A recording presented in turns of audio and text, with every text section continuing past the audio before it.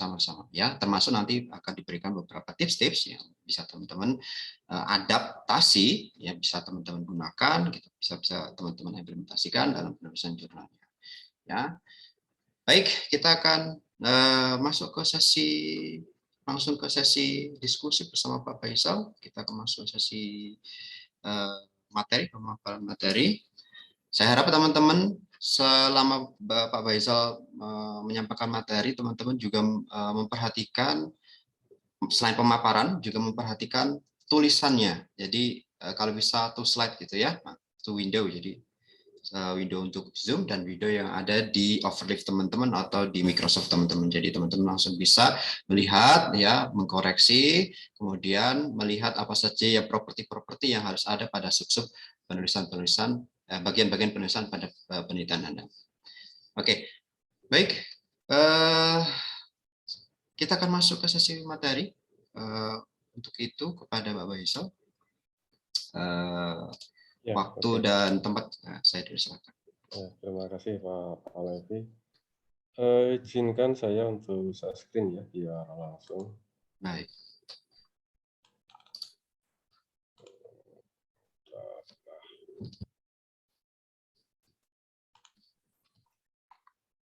Ya, oke. Ya ini saya sebut teman-teman aja ya. Biasanya kalau seminar kan Bapak Ibu saya nyebutnya, cuman kan di situ peserta mahasiswa semua. Saya sebut teman-teman aja.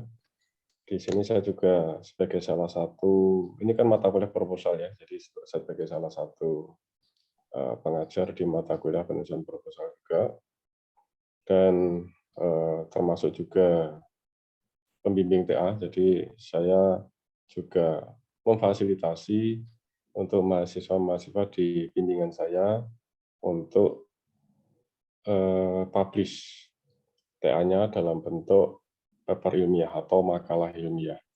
Ya, di sini pertama saya akan sedikit ini ya, merevisi judulnya, bahwa judulnya adalah bagaimana ini tips mempersiapkan tugas akhir menjadi paper ilmiah atau makalah ilmiah. Karena istilah jurnal itu sudah sering menjadi salah tapi kaprah gitu ya. Salah kaprah itu artinya salah yang umum, yang orang nggak menyadari bahwa itu salah. Saya mau membuat jurnal, nah itu kan sebenarnya salah.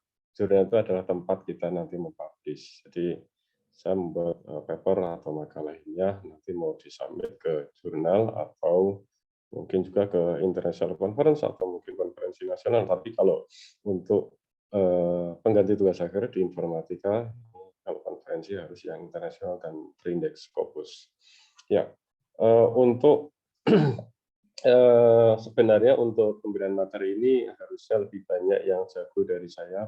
Di Fakultas Informatika ini banyak sekali pendekar-pendekar untuk masalah penulisan ilmiah ya. Cuman ini karena saya diminta Pak Kaprodi, saya ya artinya bukan saya yang paling hebat, tetapi banyak yang lebih hebat dari saya untuk di Fakultas Informatika ini ya, khususnya untuk bagaimana cara menulis paper ilmiah. Dan ini saya hanya cerita best practice.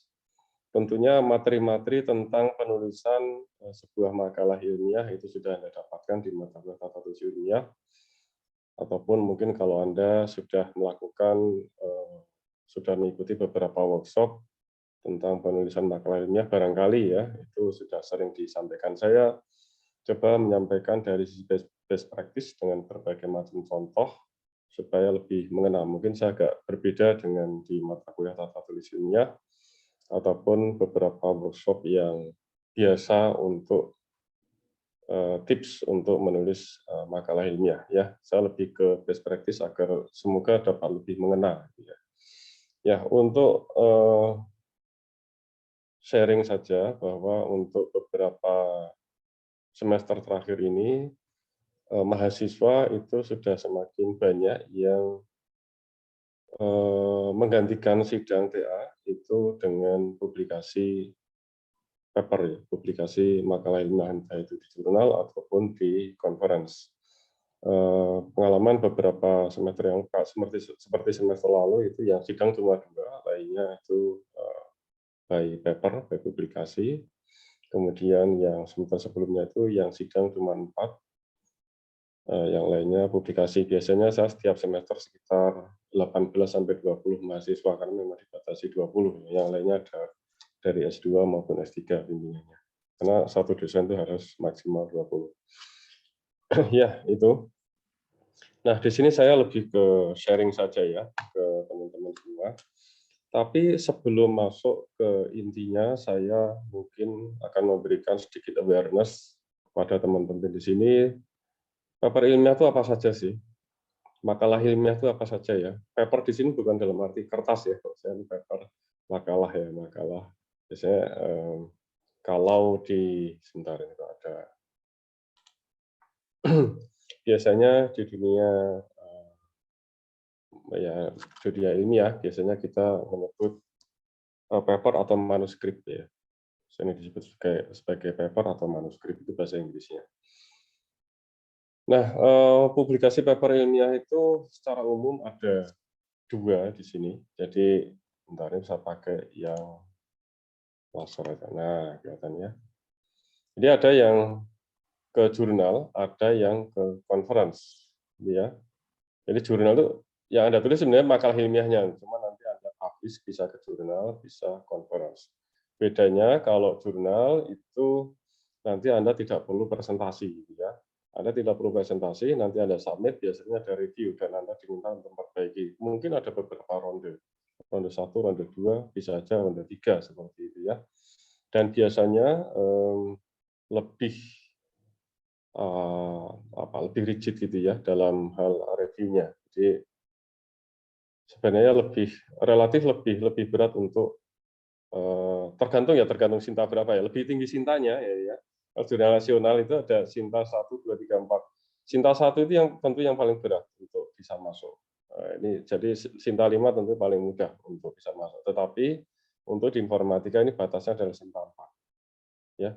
Kecuali jurnal yang memang dikelola oleh Fakultas Informatika sendiri. Kalaupun dia Sinta 5 kita perbolehkan. Nah,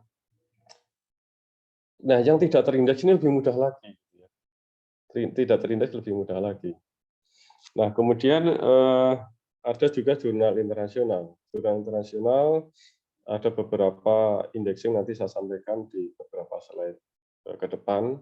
Itu beberapa indexing untuk publikasi ilmiah. Nah, yang terkenalnya adalah Scopus, Web of Science, ini by Thomson Reuters, kemudian ada Copernicus ya. Ini yang terkenal. Jadi kalau misal Anda, oh ini jurnalnya terindeks Scopus ya ini. Biasanya yang bagus itu terindeks, sudah terindeks, misal Scopus, Web of Science, Copernicus, dan sebagainya. Ada juga yang tidak terindeks. Tentunya yang tidak terindeks ini lebih mudah, tetapi kita sebenarnya menekankan yang terindeks Scopus gitu ya, untuk jurnal internasional. Kemudian untuk conference ini Anda harus presentasi, tetapi presentasinya itu sebenarnya tidak seperti halnya sidang tugas akhir ya, tidak bersifat menguji, tetapi lebih ke semakannya adalah sharing. Namanya juga publikasi itu kita mau publish. Pada saat kita mempublish, ya baik itu secara oral, nanti di presentasi di sini conference, maupun juga nanti dalam bentuk proceeding. Pada saat di conference nanti tentu ada peers nanti di situ yang akan memberikan pertanyaan, tetapi pertanyaan itu lebih ke sharing, bukan seperti sidang TA, jadi jangan terlalu takut gitu ya. Kalau Anda ikut conference nanti akan ditanya-tanya yang sulit, tidak. Jadi sifatnya lebih sharing. Jadi mereka juga ingin tahu tentang penelitian Anda. Dan sebaliknya Anda juga nanti bisa bertanya ke teman lain yang presentasi makalah ilmiah di forum tersebut. Jadi semangatnya adalah sharing, bukan untuk menguji. Loh, gampang dong? Ya tidak juga, karena untuk masuk di dalam conference nanti untuk lolos itu juga tidak mudah. Tapi memang relatif conference itu lebih, artinya jurnal itu tentu lebih berat daripada conference untuk dapat tembus masuk di dalamnya. Tapi untuk conference yang sudah terindeks Scopus, ya itu ya sama juga ya termasuk sulit. Tetapi kalau kita bandingkan jurnal internasional yang terindeks Scopus dengan conference yang terindeks Scopus, katakanlah tentu ini lebih sulit untuk yang tingkatan yang sama. Sama-sama Scopus, yang jurnal tentu ini lebih sulit untuk tembus daripada yang conference. Nah, Gitu. Tapi bagaimana supaya dapat tembus? Nah, ini ada tips-tipsnya juga. Ya, ini ya, jadi ada jurnal, conference, jurnal pun ada yang nasional, nanti ada Sinta 1, 2, 3, 4, 5, kemudian conference ada yang nasional dan ada internasional. Tetapi kalau di Fakultas Informatika untuk pengambil sidang ini yang internasional dan terindeks Scopus, ya mungkin beda lain atau Indonesia. Yang jelas terindeks. Tapi yang umum itu memang Scopus untuk bidang engineering. Ya sebenarnya web sains juga banyak, tapi yang umum kita Scopus saja itu ya, yang umum. Nah, indeks tadi muncul istilah indeks ya. Ini memang di awal ini saya belum masuk ke intinya, tetapi yang penting Anda tahu dulu. Jadi supaya Anda tahu kalau Anda menulis paper itu saya submit kemana dan ini termasuk yang jurnal yang seperti apa sih atau konferensi yang bagaimana. Nah ini saya munculkan awareness dulu gitu ya. Indeksasi jurnal atau konferensi ini menunjukkan kualitas dari jurnal atau konferensi itu, gitu ya. Tentu yang terindeks itu memiliki kualitas yang lebih baik daripada yang tidak terindeks. Kenapa ya? Karena untuk masuk itu juga nanti sudah sudah ada suatu filter yang lebih kompetitif gitu ya daripada yang tidak terindeks. Nah, macam-macam indekser ini kalau yang Indonesia ada portal Garuda. Nah, yang paling banyak itu nanti kalau Anda mencari paper itu melewati Google Scholar. Ini juga nanti mengindeks nanti sehingga muncul ada H-index, I10 index. H-index itu sebenarnya kalau cerita H-index itu panjang ya, ini ceritanya susah untuk didengar kalau nggak dicontohkan, tapi ini saya nggak akan menjelaskan secara detail. Intinya lebih tinggi H-index itu berarti papernya itu lebih banyak disitasi oleh orang lain. Disitasi itu artinya menjadi referensi bagi paper-paper lain gitu ya. Kita punya paper, kemudian paper kita itu disitasi oleh paper yang lain, artinya menjadi referensi.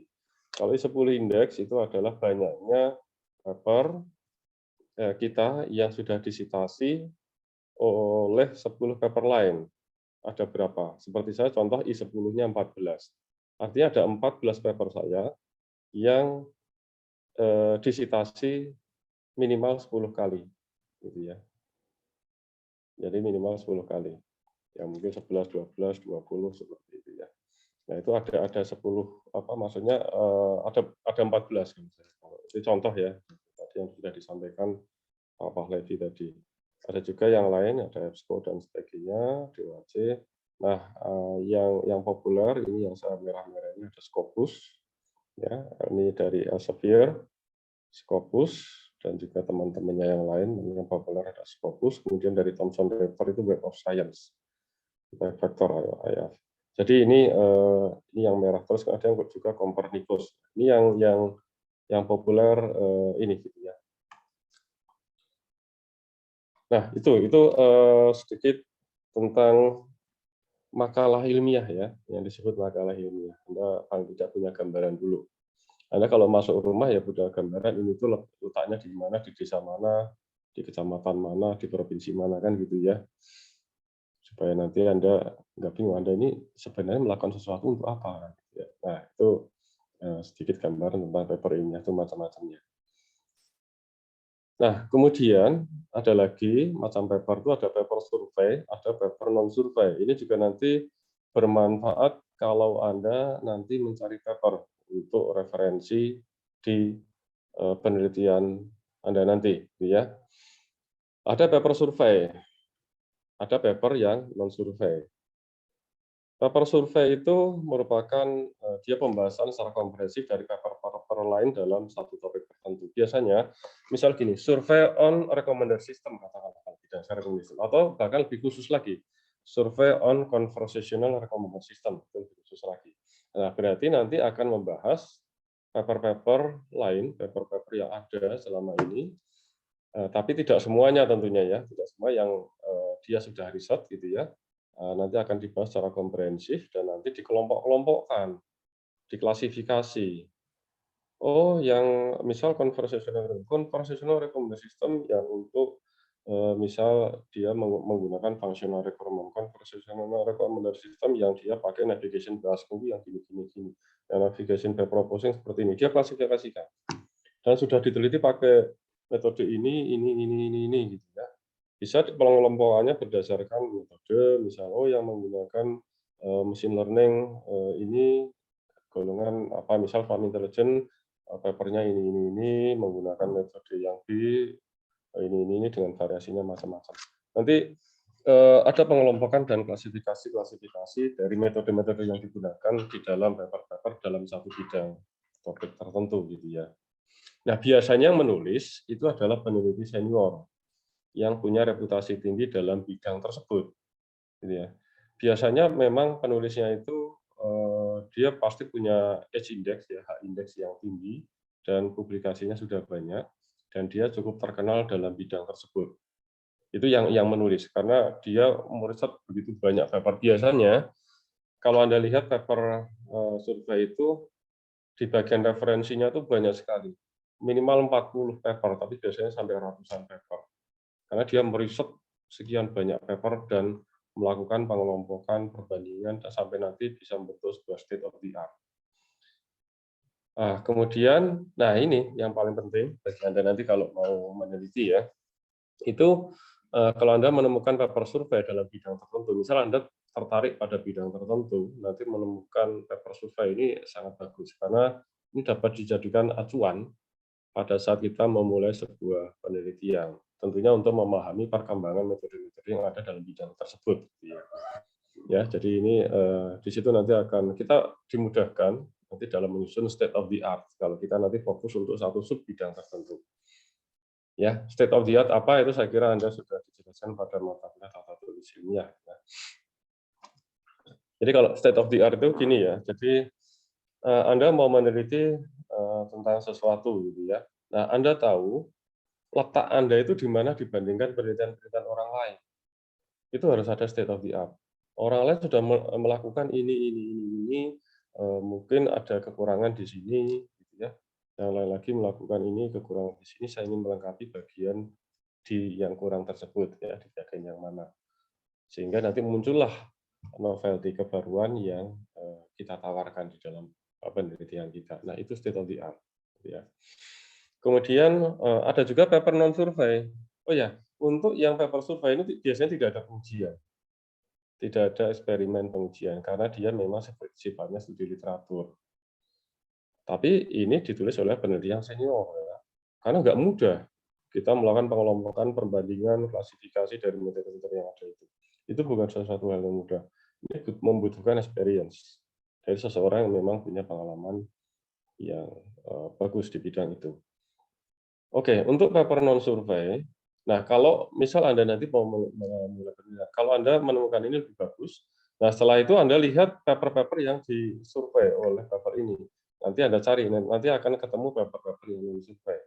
Nah ini memang paper-paper yang umum ada di sini biasanya. Ini nanti dia mempropos metode atau mempropos sebuah pendekatan atau mungkin menggabungkan beberapa metode yang ada gitu ya. Nah, itu ada di paper non-survei. Nah, biasanya dia mengusulkan pendekatan atau metode untuk menyelesaikan sebuah masalah. Nah, paper jenis ini dapat masuk dalam daftar pustaka Anda gitu ya, saat menyusun tugas akhir ataupun membuat paper. Ya, jadi boleh ini juga menjadi daftar pustaka, tetapi ini bukan menjadi acuan utama untuk metodenya gitu. Ini adalah untuk menolong kita pada saat awal kita akan memulai penelitian. Ini lebih bagus nanti Anda cari paper survei dulu. Di situ sudah ada banyak cerita paper tentang ini ya, yang dalam satu bidang tertentu. Nah, nanti dicari acuan yang ada di sini. Nah, itulah paper non-survei. Ini yang nanti menjadi acuan utama Anda kalau melakukan tugas akhir gitu ya, di paper yang non-survei. Nah, dia sudah mempropos metode. Tapi umumnya memang paper itu di paper non-survei. Karena paper survei ini sulit ini membuat paper survei. Ini harus peneliti yang senior. Oke. Nah, ini contoh dari sebuah survei. Ini saya contohkan paper survei dulu, supaya Anda biasanya mahasiswa itu sulit pada saat menyusun proposal itu dalam mencari topik itu, saya mau apa gitu ya. Akan lebih bagus kalau Anda menemukan paper survei. Tapi jangan malas untuk membaca, harus dibaca. Kalau Anda sudah masuk ke mata kuliah penyelesaian proposal, harus Anda meluangkan waktu yang cukup intensif untuk Anda membaca paper. Nah, mungkin Anda hanya membaca 1-2 paper terus bisa menjadi sebuah proposal. Sulit itu, Anda harus baca banyak. Oke, ini contoh ya, karena bidang saya adalah recommendation system. Jadi ini contoh saja salah satu ini survei on conversational recommendation system. Ini pengarangnya Adit Marjana. Adit Marjana ini adalah pendekarnya dari recommendation system. Banyak textbook di perguruan tinggi untuk recommendation system itu adalah dari karangan dari Adit Marjana. Dan papernya banyak sekali. Sangat banyak. Saya juga dulu pada saat disertasi banyak tulisan beliau dari Adit Marjana yang saya cite ya, yang saya citasi ya istilahnya. Nah, ini contoh. Nah, ini ininya banyak apa tuh namanya paper yang dirangkum itu banyak sekali. Nah, biasanya judulnya A Survey on atau State of the Art of apa gitu misalnya ya. Seperti itulah.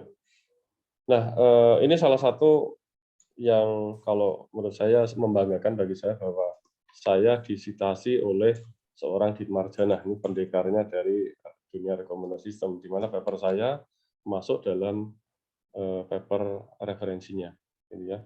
Ini yang saya tulis tahun 2014, dan di sini adalah saya dimasukkan di dalam apa ya, di sini user modeling, di mana dari functional requirement itu nanti saya susun, maksudnya kita susun, sistem itu menyusun untuk membentuk user model gitu ya, untuk functional requirement yang 160. Nah, ini contoh paper survei gitu ya. Dia cerita tentang banyak paper-paper yang menurut dia bagus gitu ya, menurut dia bagus untuk jadikan referensi dan nanti menjadi sebuah state of the art dari, contohnya ini adalah conversational recommendation system. Nah, ini nanti kalau sudah muncul di sini paper, itu akan banyak diacu oleh orang lain ya. Karena seperti Anda tadi mau penelitian, Anda menemukan paper survei ini, nanti Anda lihat paper yang ada di situ, nah itu nanti Anda baru mengacu paper-paper yang ada di situ. Itu salah satu caranya ya. Kalau ya belum terlalu lama tentunya ya. Jangan terlalu lama juga papernya. Kemudian, nah ini kita sudah masuk ke inti. Bagaimana menyusun judul dan abstrak ya. Judul itu semestinya adalah spesifik, menyebut metode yang digunakan. Sebenarnya nggak harus metode yang digunakan disebut ya, tapi harus spesifik gitu ya. Misal gini, kalau saat bidang sumber recommendation, jangan hanya judulnya pengembangan video rekomendasi sistem sudah. Nah itu kan, jadi harus spesifik. Pengembangan misal video rekomendasi pada apa, misal rekomendasi video tentang penyakit, video tentang misal review smartphone, misal seperti itu ya. Sungguh-sungguh nanti ada digunakan metode. Jadi menggunakan metode ini harus spesifik. Kemudian abstrak itu sebenarnya prinsipnya adalah ringkasan dari penelitian Anda. Itu diringkas. Bisa 1 paragraf, bisa 2 paragraf. Sedikit saja, nggak perlu banyak-banyak. Nah, biasanya nanti berisi problem. Problemnya apa? Apa sih masalah yang ingin diselesaikan oleh penelitian Anda? Itu harus jelas. Problemnya apa? Ceritakan secara singkat di situ. Kebaruannya apa? Nah, dari problem ini bagaimana solusi yang Anda tawarkan? Ini adalah kebaruan.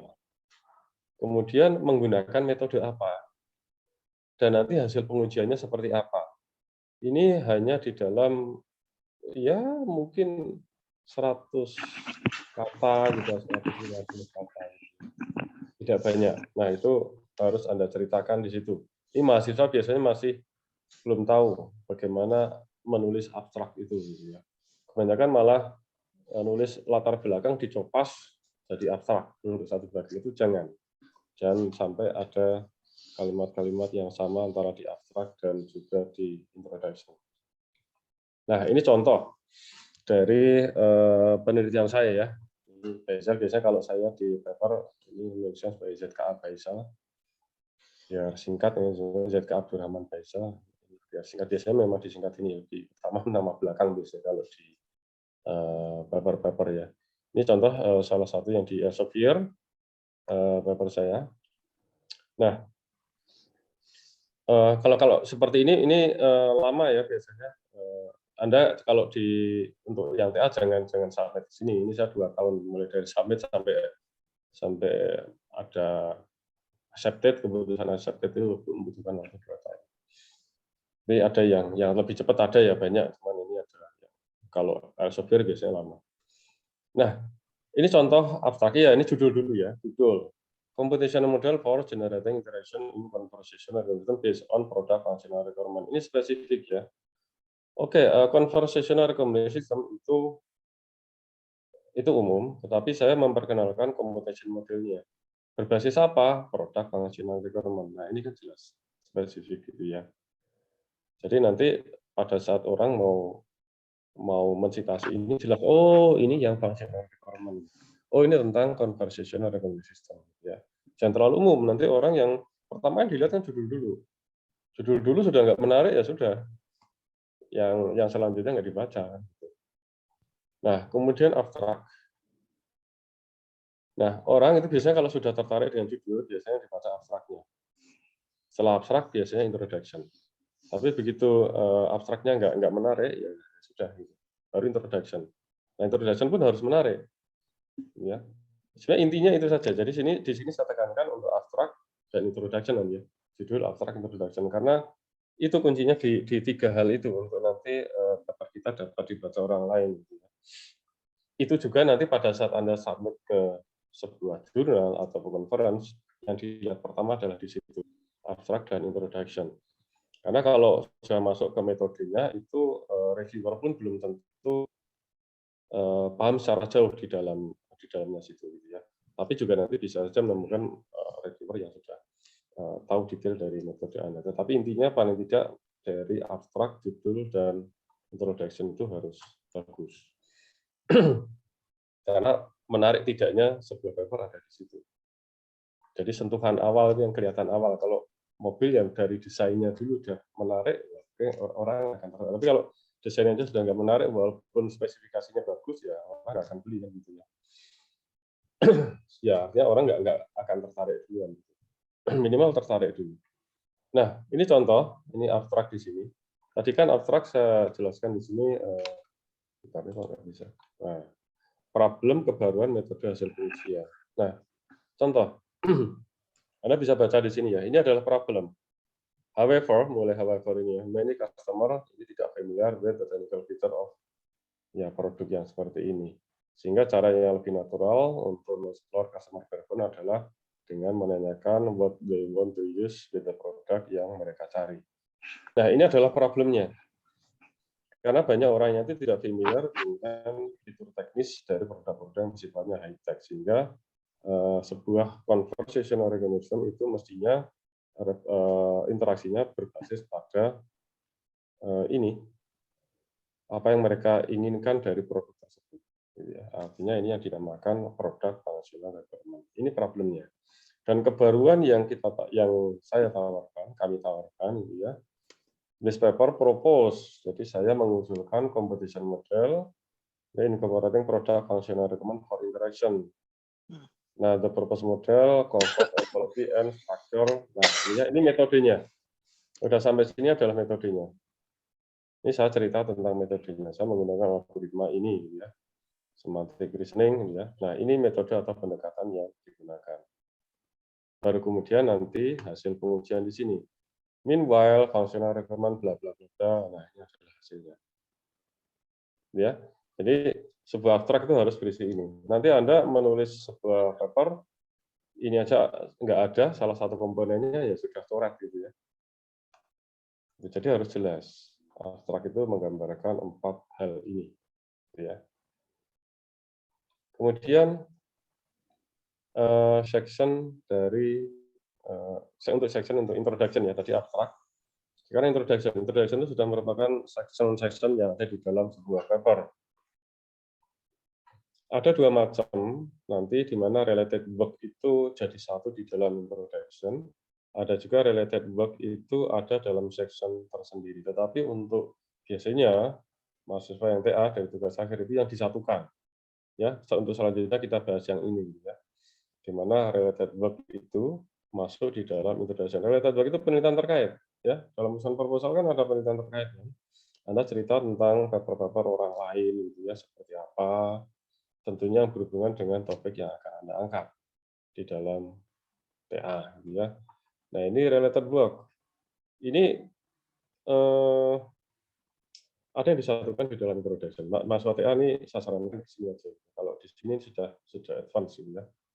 Nah, jadi introduction itu adalah sebuah section, sebuah bab di mana penulis atau kita ya mempromosikan atau meyakinkan pembaca bahwa penelitian yang kita lakukan itu adalah menarik. Kita promosinya ada di introduction.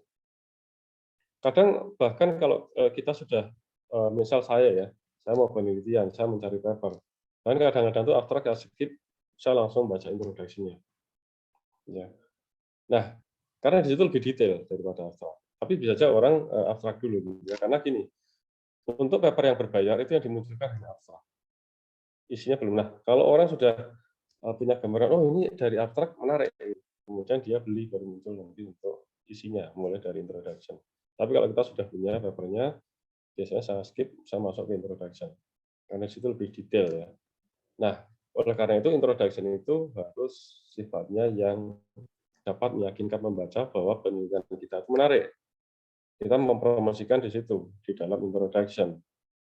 Nah, kalau related work itu masuk di introduction, berarti nanti ada state of the art. Tadi yang saya bilang state of the art itu apa gitu ya.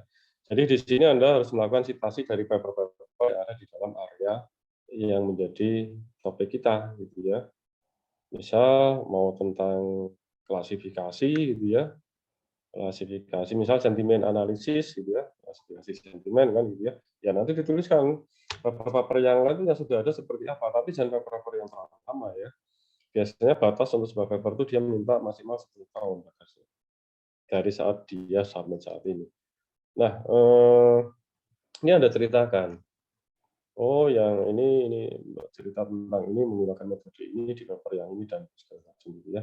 Sehingga dalam state of the art ini Anda sendiri tahu Anda itu berada di posisi di mana terhadap orang-orang lain yang sudah meneliti dalam bidang yang kita teliti gitu ya. Nah, itu state of the art. Ingat, lakukan citasi-citasi dari paper yang terkait. Kemudian baru problem statement, problemnya apa? Kan Anda melakukan penelitian itu kan berarti menyelesaikan sebuah masalah. Nah, masalah yang diselesaikan itu apa? Masalah itu bisa muncul dari state of the art. Berdasarkan penelitian-penelitian orang sebelumnya, itu masih ada loh lowong di sini. Itu problemnya ya. Masih ada belum dibahas tentang ini. Ya. Nah, baru nanti Anda masuk ke kebaruannya. Nah, Anda nanti akan memperbaiki bagian mana. Apa yang menjadi kontribusi Anda di dalam penelitian ini. Ya. Nah, itu novelty atau kebaruan. Baru kemudian Anda cerita tentang metode. Tetapi tidak perlu detail dulu, karena nanti ada satu bab sendiri tentang metode Anda. Anda hanya ceritakan kenapa Anda menggunakan metode itu. Kalaupun mungkin nanti perlu ada modifikasi dari metode yang existing, itu kenapa perlu ada modifikasi, Anda jelaskan di situ. Gitu ya. Ini untuk introduction. Nah, kalau related work itu berada dalam section sendiri ya berarti bagian state of the art-nya ini tidak ada, tetapi paling tidak ada latar belakang masalah. Misal saya, misal rekomendasi dalam bidang pariwisata. Karena pariwisata selama ini, misal gimana gitu ya, ini merupakan aset yang salah satu industri pariwisata merupakan aset dari negara dan belum ada media digital yang seperti ini, misal seperti itu ya. Yang gini-gini belum ada. Nah, itu menjadi latar belakang. Baru nanti state of the art itu ada di rekomendasinya. Walaupun state of the art dari sisi problemnya itu ada di dalam introduction. Tapi ini sudah advance ya kalau yang sudah dipilah seperti ini ya. Tapi untuk TA biasanya ada di sini, jadikan satu. Untuk TA yang jadi paper ilmiah maksudnya. Nah, cara penulisannya bagaimana ya? Ingat, ini sering kesalahan banyak penulis ya, dan juga kadang kalau mahasiswa juga mau menjadikan ke paper ilmiah, itu jangan copy paste kata-kata yang ada dalam paper lain. Ini sering terjadi. Jadi paper yang lain, misal Anda menemukan paper yang merefer ke sebuah makalah A gitu ya. Nah, di dalam paper tersebut ada kata-kata ini, terus nanti citasi yang paper A itu. Anda kopas saja, terus kemudian Anda letakkan di paper Anda. Itu nanti akan terjadi plagiarisme. Nanti akan keblok kalau Anda cek pakai anti-ticket atau Turnitin dan kawan-kawan.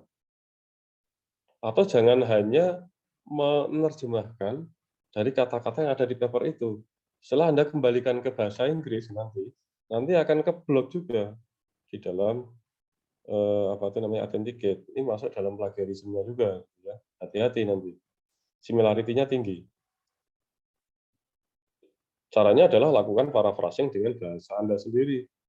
Jadi jangan hanya copas. Anda memahaminya itu seperti apa? Tuliskan dengan bahasa Anda sendiri. Itu pasti beda kok nanti dengan orang lain. Ya. Nah, kemudian ingat bahwa satu paragraf itu harus mempunyai satu pokok pikiran. Jangan loncat-loncat. Kalimat satu dan kalimat yang lain itu harus mengalir. Ini hubungannya dengan nomor 4 ya. Harus mengalir, runtut, jangan lompat-lompat.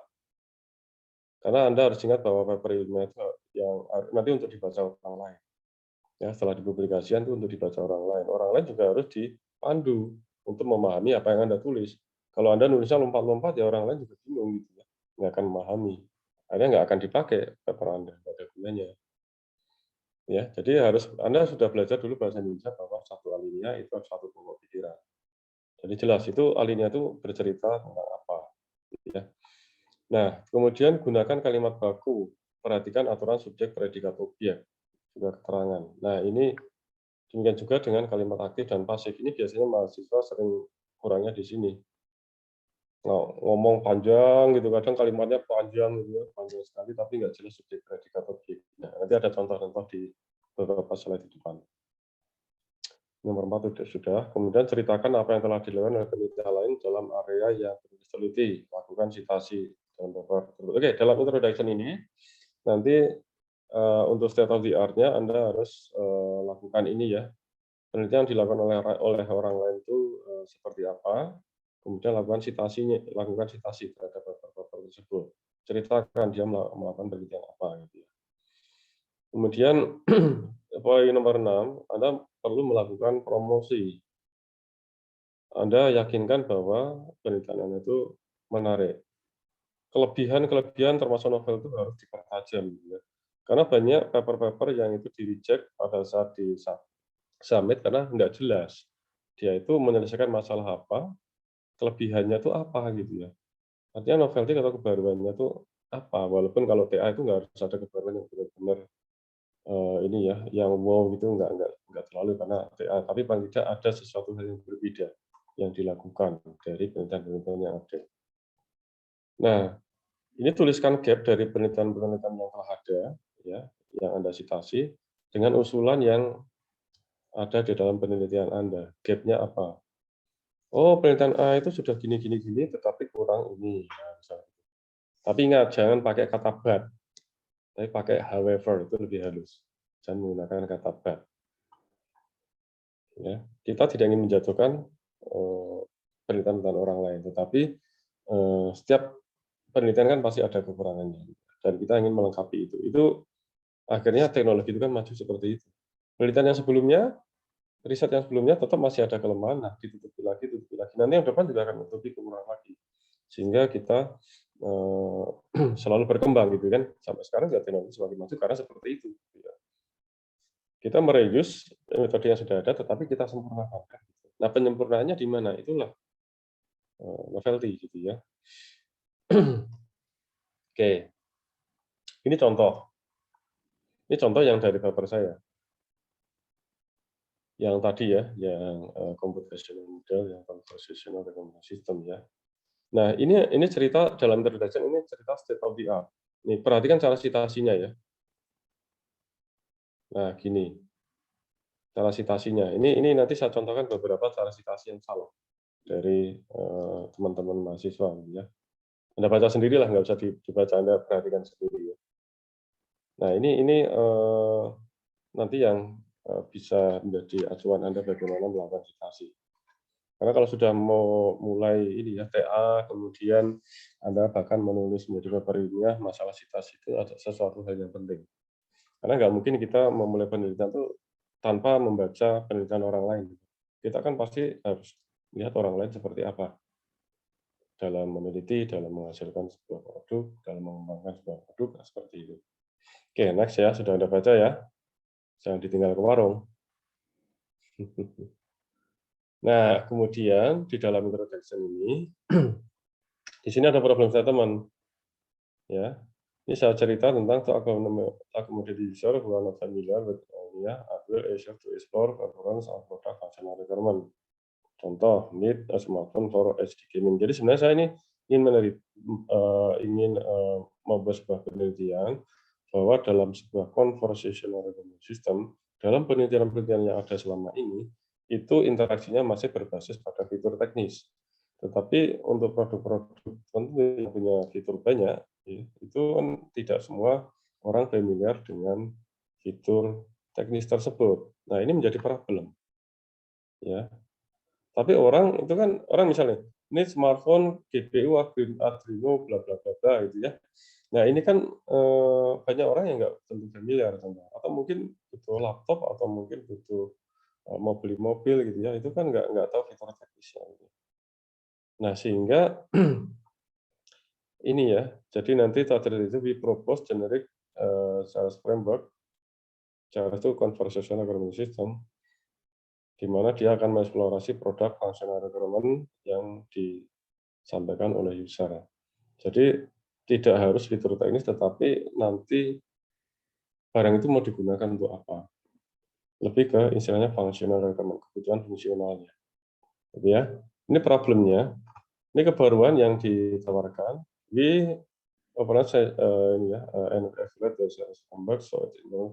Nah, ini ya panjang lah, silakan Anda baca sendiri. Ini kebaruannya. Kemudian metode ini diceritakan juga di sini ya. Model is developed by exploring entities and relations in generic ontology so that it can be bla bla bla bla bla. Nah, nggak perlu diceritakan secara detail karena nanti ada satu bab sendiri yang untuk menceritakan metode Anda. Ya, tapi hal-hal ini harus ada.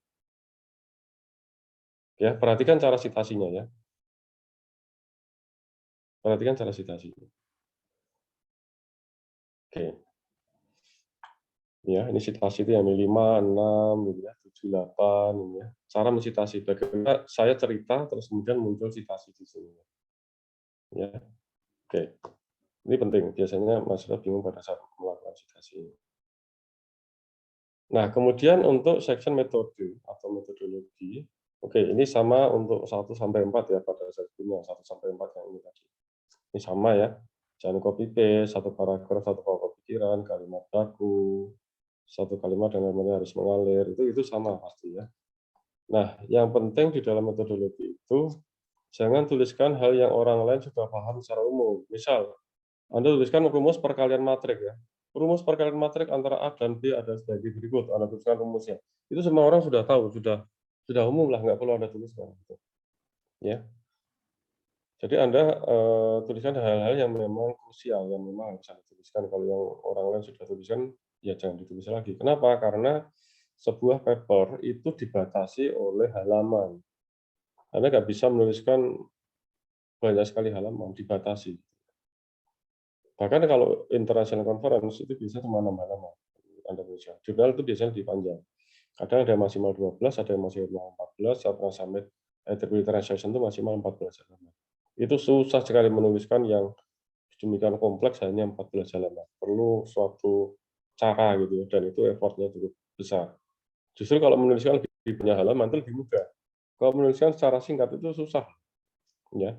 Komprehensif tetapi harus 6 halaman. Komprehensif tapi harus 14 halaman. Nah, tiap gambar atau tabel yang ada harus disebut dalam narasi. Nah, ini yang contoh yang salah ya. Ini contoh, saya contohkan dalam bahasa Indonesia dulu. Gambar tidak ada caption, jelas itu salah. Misal gambar 1 tentang apa? Gambar 1 misal desain dari sistem apa, misal gitu ya, sistem Anda gitu ya. Kasih judul, gambar 1 flowchart dari apa namanya, misal dari proses di dalam sistem, misal seperti itu ya. Itu harus ada caption-nya. Nah, bisa aja nanti ini, caption gambar sudah ada tetapi tidak pernah disebut dalam narasi. Ya. Jadi Anda sudah ada gambar 1 titik flowchart dari sistem misalnya seperti ini. Tapi tulisan apa gambar 1 nggak pernah disebut sama sekali dalam narasinya. Jadi orang yang baca bingung, loh ini apa gunanya gambar 1 gitu ya. Karena nggak pernah diceritakan. Gambar 1 itu menunjukkan apa di dalam narasinya. ini seperti ditunjukkan pada gambar 1. Harus ada seperti itu. Nah, ini contoh yang salah lagi ya. Alur dari proses rekomendasi. Bentar. Nah, ini juga contoh yang salah. Dia sudah menyebutkan gambar itu di dalam narasi, tapi gini, alur dari proses rekomendasi produk ditunjukkan pada gambar di bawah ini. Nggak menyebut gambar berapa, dia langsung di bawahnya ada gambar. Ini salah. Misal ada kalimat-kalimat, terus ada kalimat-kalimat yang lain ya, terus ada kalimat ini. Alur dari proses rekomendasi produk ditunjukkan pada gambar di bawah ini, terus ada gambarnya. Itu salah. Anda harus sebut gambar berapa. Tetapi Anda sebut gambar berapapun, misalnya alur dari proses rekomendasi produk ditunjukkan pada gambar 5 sebagai berikut. Ini juga salah. Di bawah ini juga salah. Nggak perlu Anda menuliskan sebagai berikut atau di bawah ini. Karena orang sudah tahu gambar 5 ada, entah itu ditaruh di atas, dari kalimat ini, entah itu ditaruh di bawah, atau bahkan di lembar yang lain, itu pasti akan dicari oleh pembaca. Karena sudah dilabelin gambar 5. Nggak perlu sebagai berikut, nggak perlu di bawah ini. Ya, ini yang banyak terjadi kesalahan di mahasiswa. Semoga Anda nanti nggak salah. Ini juga penulisan TA juga gitu, laporan walaupun nggak paper ilmiah juga seharusnya seperti ini. Nah, contoh benar ini kita nyatakan dalam bahasa Indonesia. Lalu dari proses rekomendasi produk ditunjukkan pada gambar 5. Udah, nggak perlu di bawah ini, nggak perlu sebagai berikut, ya, atau di atas nggak perlu. Gambar 5, titik, dah. Demikian juga pada tabel ya, tabel juga seperti itu. Nggak cuma gambar, tabel juga seperti ini. Ditunjukkan pada tabel 5, misalnya. Ya. Terus, nah, kemudian yang jadi masalah lagi, ini banyak terjadi masalah bahwa, tapi kan papernya harus bahasa Inggris. Ya, kalau di informatika memang harus papernya bahasa Inggris. Waduh, aku nggak pinter bahasa Inggris. Nah, ini kan ini yang sering terjadi masalah seperti ini. Oke, saya berikan tips.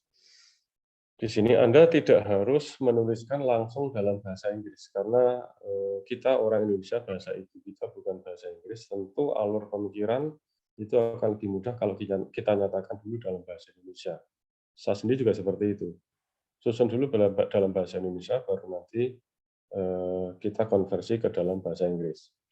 Oke, Anda bisa saya sarankan menggunakan Google Translate juga silahkan, bisa. Ya, karena saya tahu bahwa tidak semua itu dari Anda itu bisa langsung menuliskan dalam bahasa Inggris. Biarkan dalam bahasa Indonesia, karena nanti alur pemikiran Anda itu harus diatur dulu supaya kalimatnya runtut, itu tentunya dalam bahasa Indonesia. Supaya Anda dapat mengeksplor apa yang ingin Anda tuliskan, itu tentu dalam bahasa Indonesia. Kalau langsung dalam bahasa Inggris, langsung mampet nanti, gitu ya. Jangan kan mikirkan alur dari paper gitu ya, mikir bahasa Inggrisnya apa aja udah menjadi foto sendiri. Nah, gitu ya. Jadi saya tetap tipsnya itu adalah tetap Anda tuliskan dalam bahasa Indonesia dulu. Tulis dulu dalam bahasa Indonesia sebaik mungkin, ya, sebagus mungkin, gitu ya. Oke. Nah, pertama itu adalah pelajari cara orang lain membuat paper. Anda cari paper-paper yang bagus. Lihat dulu bagaimana cara dia menulis. Jangan sampai Anda mau menulis paper tapi nggak pernah lihat orang lain nulis paper. Atau mungkin Anda cuma lihat kontennya tapi nggak melihat cara dia menulis. Perhatikan cara dia menulis. Bagaimana dia melakukan citasi, ya, dan kemudian isi dari section-sectionnya itu apa saja, dan dari masing-masing section seperti introduction itu harus ada apa. Tadi sudah saya sampaikan ya tadi, introduction itu harus apa, ada apa, abstrak itu harus ada apa, gitu. Metode itu harus bagaimana dalam menuliskannya. Kemudian sistematika dan strukturnya itu seperti apa, gitu ya. Nah, ini harus Anda pelajari. Oke, yang paling penting pertama Anda lakukan adalah pelajari dulu cara orang lain itu menulis paper. Usahakan paper yang memang berbahasa Inggris ya, yang internasional ya. Jangan paper-paper bahasa Indonesia. Ya, saya bukan menganggap itu jelek, tapi yang sudah melalui proses seleksi yang tentunya lebih selektif gitu ya, itu adalah yang internasional. Ya, jurnal pun internasional atau dari konferensi juga silahkan, tapi yang internasional. Nah, susun dulu paper dalam bahasa Indonesia habis itu. Nggak apa-apa. Yang penting Anda tuangkan dulu apa yang ingin Anda tulis dalam bahasa Indonesia. Jangan langsung dalam bahasa Inggris ya. Nanti malah lama nanti Anda malah mampet di bahasa Inggrisnya. Nggak apa-apa, gitu aja dulu. Nah, kemudian alur antara kalimat itu harus lebih mengalir. Antara satu kalimat dan kalimat lain itu ngalir, berhubungan. Jangan lupa, kalimat A ngomong apa, kalimat B yang selanjutnya sudah ngomong yang lain lagi. Karena dalam satu paragraf itu harus ada satu pokok pikiran. Makanya harus mengalir. Banyak yang saya temui itu lompat-lompat, nggak ngalir. Ya. Apa yang ada di otak tuliskan aja gitu, nggak gitu. Ya oke, nggak apa-apa. Anda tuliskan dulu aja, bebas. Habis itu Anda refine lagi. Anda atur apakah memang satu paragraf itu punya satu pokok pikiran. Kemudian apakah sudah mengalir antar kalimat itu. Ya, oke. Setelah itu Anda bisa menggunakan Google Scholar. Bisa aja, karena semakin ke sini hasil konversinya itu ya, translasinya itu apa itu namanya, ya penerjemahannya sudah jauh lebih baik sekarang Google Scholar. Saya akui zaman dulu saya lagi awal-awal nulis paper itu Google Scholar nggak bisa diandalkan, masih amburadul ya, masih banyak harus diperbaiki, tapi semakin di sini sudah semakin bagus. Nah, kemudian gunakan bahasa yang efektif, jangan panjang-panjang, karena nanti semakin panjang bahasa Anda, itu nanti Google Scholar juga kacau dalam menerjemahkannya. Tapi kalimatnya sederhana saja, yang efektif, sederhana, dan baku. Subjek, predikat, objek. Itu harus jelas. Nanti insya Allah Google Scholar bagus penerjemahannya. Ya, bahasanya efektif. Bahasa baku ya, jangan malah panjang-panjang. Banyak mahasiswa saya nulis bahasa panjang sampai kita bacaan sendiri nggak ada nafas gitu. Bahkan koma pun nggak ada gitu ya. Ya itu. Dan belum tentu itu baku gitu ya. Nah, kalimatnya panjang belum tentu baku. Anda perhatikan standar dalam bahasa Indonesia seperti apa. Artinya semua bahasa itu kan sebenarnya sama ya dalam hal subjek, predikat, objek gitu ya. Nah, itu Anda perhatikan. Jadi kalau nanti bahasa Indonesianya sudah bagus, baku, bahasa Inggrisnya juga sudah semestinya bagus. Itu yang menjadi apa pedoman utama. Nah, tadi sudah saya sampaikan satu paragraf itu harus satu pokok pikiran tertentu. Nah, ini yang penting. Gunakan kalimat aktif. Dalam paper-paper bahasa Inggris itu beda dengan kita menuliskan makalah dalam bahasa Indonesia. Bahasa Indonesia lebih banyak pakai kalimat pasif. Saya nggak tahu kenapa seperti itu ya. Apakah Anda cenderung ya, kalau kalau kalau di bahasa Inggris, paper-paper bahasa Inggris itu banyak menggunakan kalimat aktif dan menggunakan kata we, kami. Kami mengembangkan apa misal, kami mengembangkan misal rekomendasi sistem untuk MOPI dengan menggunakan ini dan ini gitu, kayak kami. Tapi kalau bahasa Indonesia biasanya kan gitu, dalam penelitian ini dikembangkan rekomendasi sistem bla bla bla bla bla bla gitu kan. Memang seperti itu betul dalam bahasa Indonesia. Tapi kalau Anda pengen nanti paper Anda konversi dalam bahasa Inggris, gunakan kalimat aktif. Pakai kata kami, subjek kami. Ini tentu lebih mudah. Karena memang di dalam paper bahasa Inggris seperti ini. Dia banyak menggunakan we, pakai kalimat aktif daripada kalimat pasif. Ya, jadi kalau Anda menggunakan laporan memang iya. Bahkan nggak boleh ada kata kita kan. Kita membantu kadang nggak boleh. Kalau bahasa, tapi kalau paper-paper bahasa Inggris itu pakai bahasa dengan kalimat aktif gitu. Pakai kami, we. Ya, nggak usah pakai author, nggak usah. Penulis mengembangkan nggak boleh. Bukan nggak boleh, itu nggak lazim dalam paper bahasa Inggris. Tapi pakailah kami. Lebih simpel sebenarnya. Nah, oke, itu ya. Terus kemudian, nah ini contoh ya. Ini kemarin dari salah satu baru ini baru Juni sekarang bulan Juni ya, baru Juni kemarin. Ini saya bersama dengan mahasiswa ini karena gini ya, yang lama itu saya nggak ada track record-nya. Nah ini yang kemarin kebetulan diskusi tentang penulisan dia TA dari TA-nya akan disubmit di apa itu namanya satu conference. Nah ini beberapa contoh yang before and after gitu ya. Walaupun habis ini masih ada perbaikan lagi ya, tapi ini minimal yang ini dulu ya, yang saya contohkan ya, karena ini saya cerita best practice ya dari pengalaman saya. Ini judulnya adalah ini ya. Nah, kalau seperti ini berarti nanti saya harus di awal di latar belakang itu cerita tentang ya, tapi ini TA mahasiswa ya, ini mahasiswa.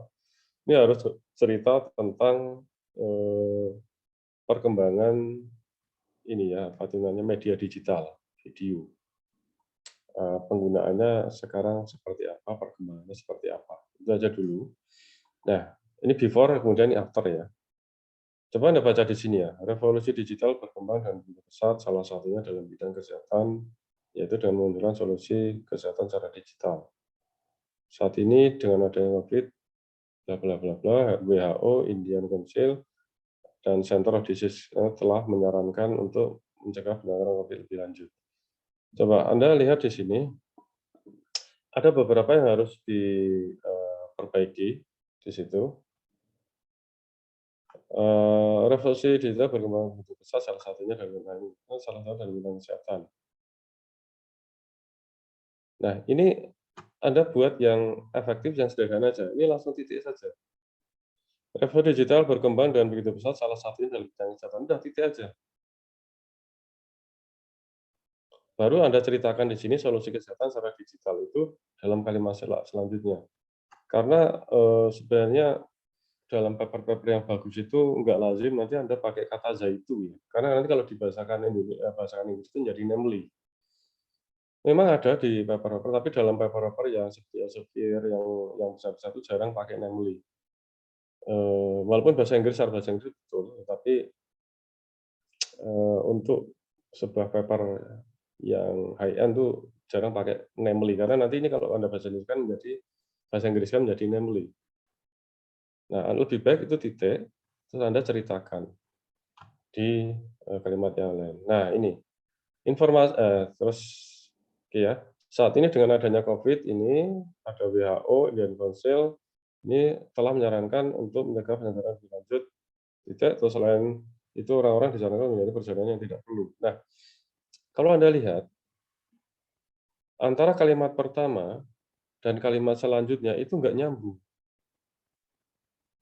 Karena di awal itu dia cerita tentang apa ya, perkembangan media digital dalam ini ya, dalam bidang kesehatan. Nah, sehingga Anda lihat di sini, revolusi digital berkembang begitu pesat, salah satunya dalam bidang kesehatan, titik. Supaya kalimatnya lebih sederhana dan lebih efektif gitu ya. Supaya nanti terjemahnya juga bagus, gitu ya. Nggak usah panjang-panjang. Informasi tentang kesehatan banyak didapatkan melalui berbagai macam media digital. Nah, ini adalah mecah kalimat yang ini. Revolusi digital berkembang begitu pesat, salah satunya dalam bidang kesehatan, yaitu dengan memunculkan solusi kesehatan secara digital. Anda pecah saja menjadi dua kalimat. Ya, kalimat-kalimat sederhana tetapi baku. Ya, Anda sambil baca sendiri lah ya. Kemudian, nah, setelah itu yang kalimat selanjutnya harusnya masih nyambung tentang perkembangan media digital ini untuk kesehatan.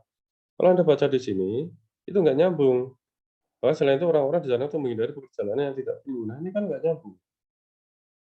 Sehingga bagaimana menyambungkan, jadi setiap kalimat itu harus mengalir gitu ya. Dan itu satu pokok pikiran, satu paragraf itu. Nah, dengan adanya pandemi COVID-19, berbagai lembaga kesehatan dunia seperti WHO, Indian Council ini dan seterusnya telah menyebarkan informasi tentang penanganan penyakit secara masif melalui berbagai macam media digital. Nah, nyambung kan? Tapi bukan kita mengada-ada, setelah dibaca ini memang iya seperti itu media digital, tapi nggak diceritakan oleh mahasiswa di sini. Karena kan banyak YouTube segala macam, ya himbauan dari WHO segala macam kan banyak melalui media digital. Nah, baru kemudian mana tadi, termasuk oleh karena itu perlu didukung sebuah inovasi dalam.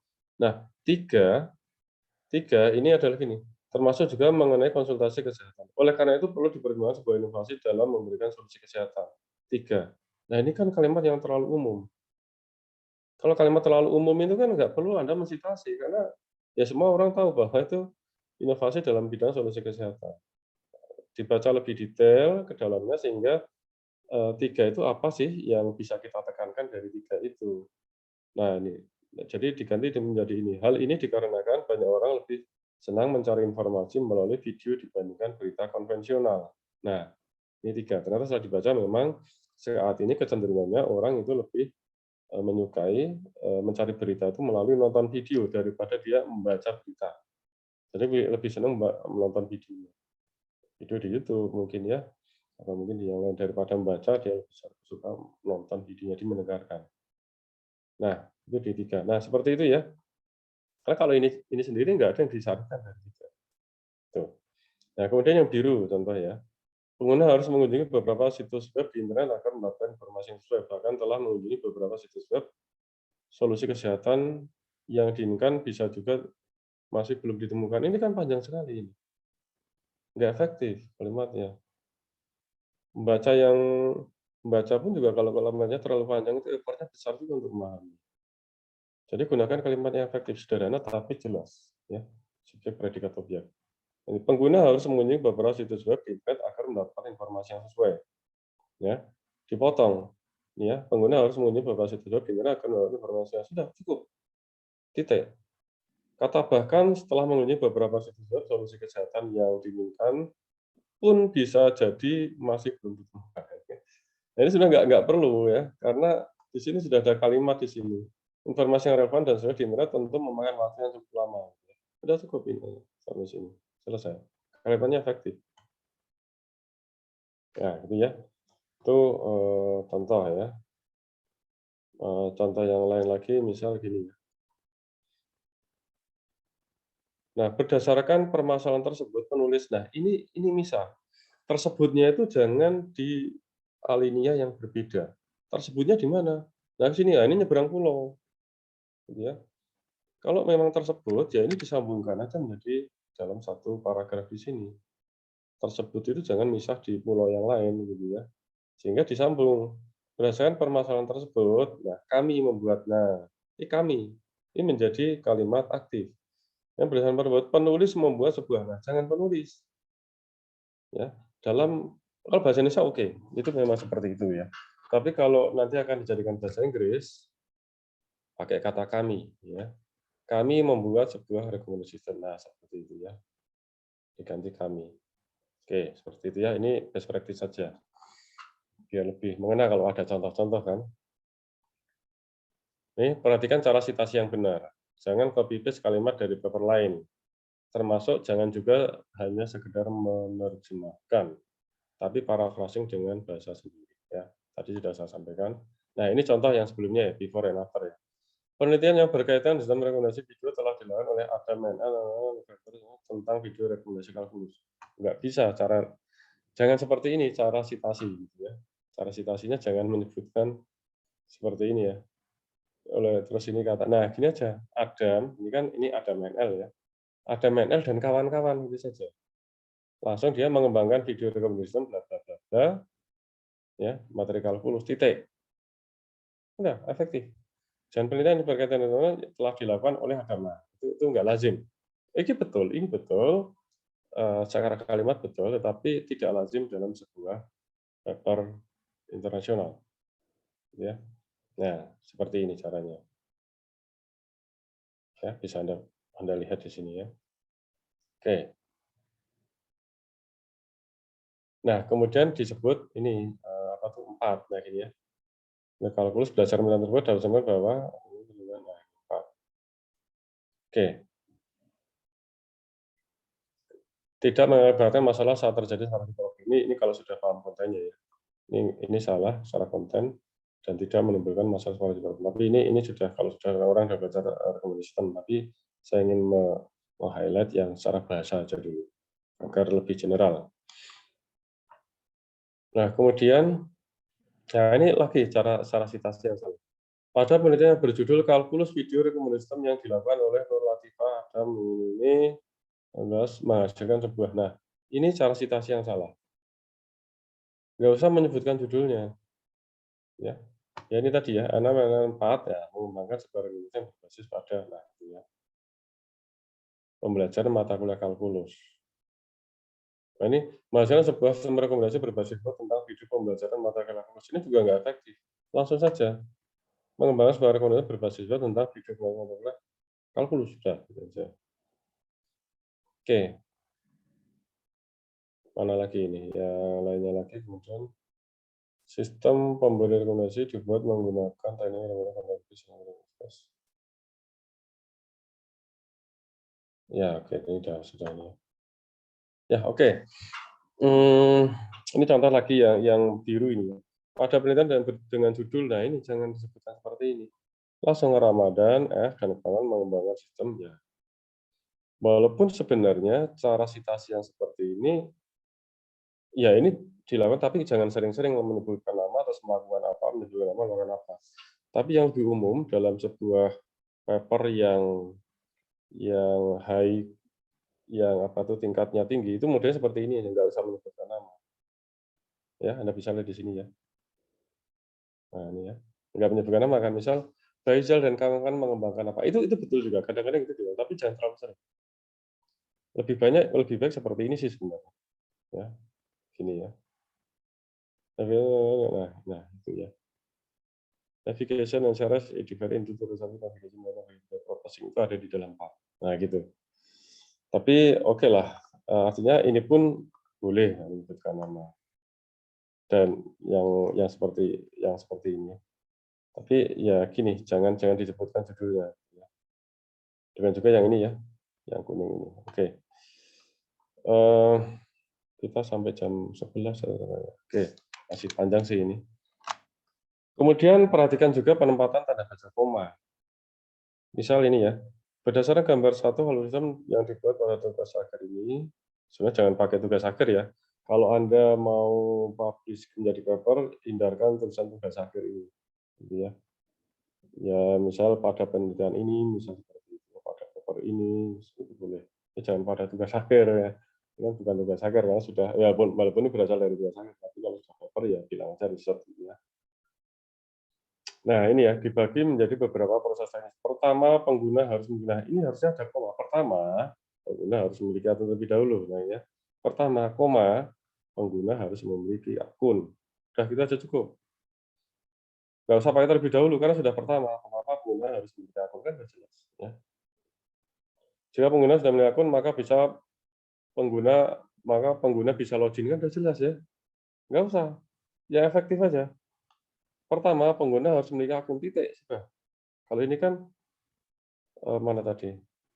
Pertama, pengguna harus memiliki akun terlebih dahulu. Jika pengguna sudah memiliki akun, maka pengguna bisa login. Nah, itu kan sudah jelas ya. Akun kan untuk login. Sudah jelas, semua orang sudah tahu. Kalau hal yang semua orang sudah tahu, nggak perlu diusahakan kalimat yang efektif. Karena apa? Dibatasi halaman, paper itu ya. Kedua, koma. Ini kan kedua langsung. Kedua, jika autentikasi. Nah, ini kan seakan-akan nggak ada jeda orang bacanya. Nah, gitu ya. Oke, lanjut. Kemudian, contoh lagi kalimat tidak baku yang sering sekali terjadi di mahasiswa ini. Pada penelitian ini mengembangkan sistem. Apa yang salah? Subjeknya apa? Subjeknya penelitian, oke. Tapi jangan diawali dengan pada. Pada penelitian ini mengembangkan sistem, kan itu menjadi salah. Kalau pada penelitian ini kami mengembangkan sistem, betul-betul. Jadi kami kan gitu ya, yang di subjek ya. Pada penelitian ini dikembangkan, nah itu betul. Tapi pada penelitian ini mengembangkan, itu salah. Pada kucing ini berlari mengejar tikus kan. Tapi kucing ini berlari mengejar tikus, betul. Ini pada kucing ini ya, itu enggak jadi salah kan. Nah, ini yang banyak yang tidak disadari, tetapi banyak sekali itu ya. Kalau misal ada 10 mahasiswa yang mau paper itu biasanya 8 seperti ini sering muncul. 8 di antara 80% lah. Ini sering sekali muncul dan sampai salah seperti ini. Kemudian jangan mengulang-ulang kata yang sama atau frasa yang sama dalam kalimat yang berurutan. Contoh, kami menggunakan algoritma CZ untuk proses klasifikasi. Dengan demikian kami melakukan bla bla bla bla. Dengan demikian sistem harus diuji. Nah, dengan demikian diulang-ulang jangan. Artinya kalau jadi bahasa Inggris dengan furthermore lagi gitu ya. Cari kalimat yang lain gitu ya. Misal so, we, misal atau hence, seperti itu ya. Kalimat-kalimat yang lain. Ya, kalau nanti dibacakan Inggris. Nah, setelah bahasa di dalam paper dirasa sudah tersusun dengan baik, kalau Anda merasa sudah baik, coba minta tolong orang lain membaca paper Anda. Itu penting. Karena kadang-kadang menurut Anda baik, menurut orang lain masih belum paham. Belum paham secara bahasa ya, bukan materi. Kita tidak bicara materi di dalamnya.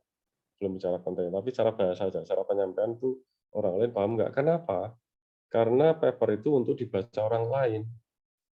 Nantinya, kan gitu. Terlepas dari dia paham kontennya atau tidak itu nggak usah. Tapi paling tidak penyampaian secara kalimat itu bagus atau tidak. Karena gini, pada saat Anda sudah menyusun kalimat-kalimat itu nggak bagus, Anda submit, di-reject nanti. Karena membingungkan kalimatnya, langsung reject nanti, ya. Jadi harus kalimatnya pun juga harus yang ngalir, yang bagus, yang mudah dipahami oleh orang lain. Nah, kalau paper bahasa Indonesia sudah bagus, benar-benar bagus, nah baru bisa lakukan translasi dengan menggunakan Google Translator per paragraf aja ya. Nanti mungkin keluaran dari Google Translate itu masih harus kita perbaiki lagi.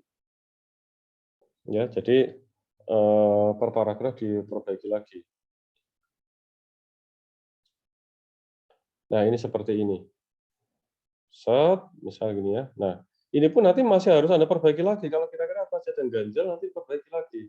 Contohnya ya, the digital revolution is developing so rapidly, one of which is ini kalau saya ada mengganjal one of which is ini kayaknya kurang keren lah untuk sebuah paper. Nah, nanti saya ganti, tapi gantinya lewat sini aja. Memang dengan pesat aja nggak usah begitu pesat, termasuk bidang kesehatan. Nah, ini ya. Salah satunya dalam bidang kesehatan ini sudah termasuk bidang kesehatan. Currently, ya ini tambah saat ini. Karena kalau roda berkembang begitu besar, salah satunya bidang kesehatan ini kayaknya ngambang. Tapi ada penekanan bahwa saat ini. Jadi currently, the digital reference is growing rapidly including the health sector. Nah kemudian citasinya jangan di sini, tapi citasinya di belakang. Nah, ini lebih elegan dalam sebuah penelitian. Anda bisa mengubah di sini dulu, baru kemudian di sini. Gitu ya. Nah, ini contoh ya. Jadi setelah Anda ke sini pun Anda lihat di sini, apa yang ada di sini supaya ini bagus. Tapi kalau di sini penerjemahannya ingin Anda ubah, ini kan nggak bisa, itu Anda copot saja, Anda perbaiki lagi nanti di Microsoft Word-nya. Atau kalau pelatek ya silakan di latex ya. Oke. Contoh ini media titik baru citasi 2, ini nggak bisa benerin di sini. Walaupun di sini sudah betul, digital 2. Nah, gitu ya. Nanti Anda perbaiki di editor Word-nya ya. Editor untuk teksnya. Nah, ini ya perbaiki kembali jika masih ada terjemahan yang janggal.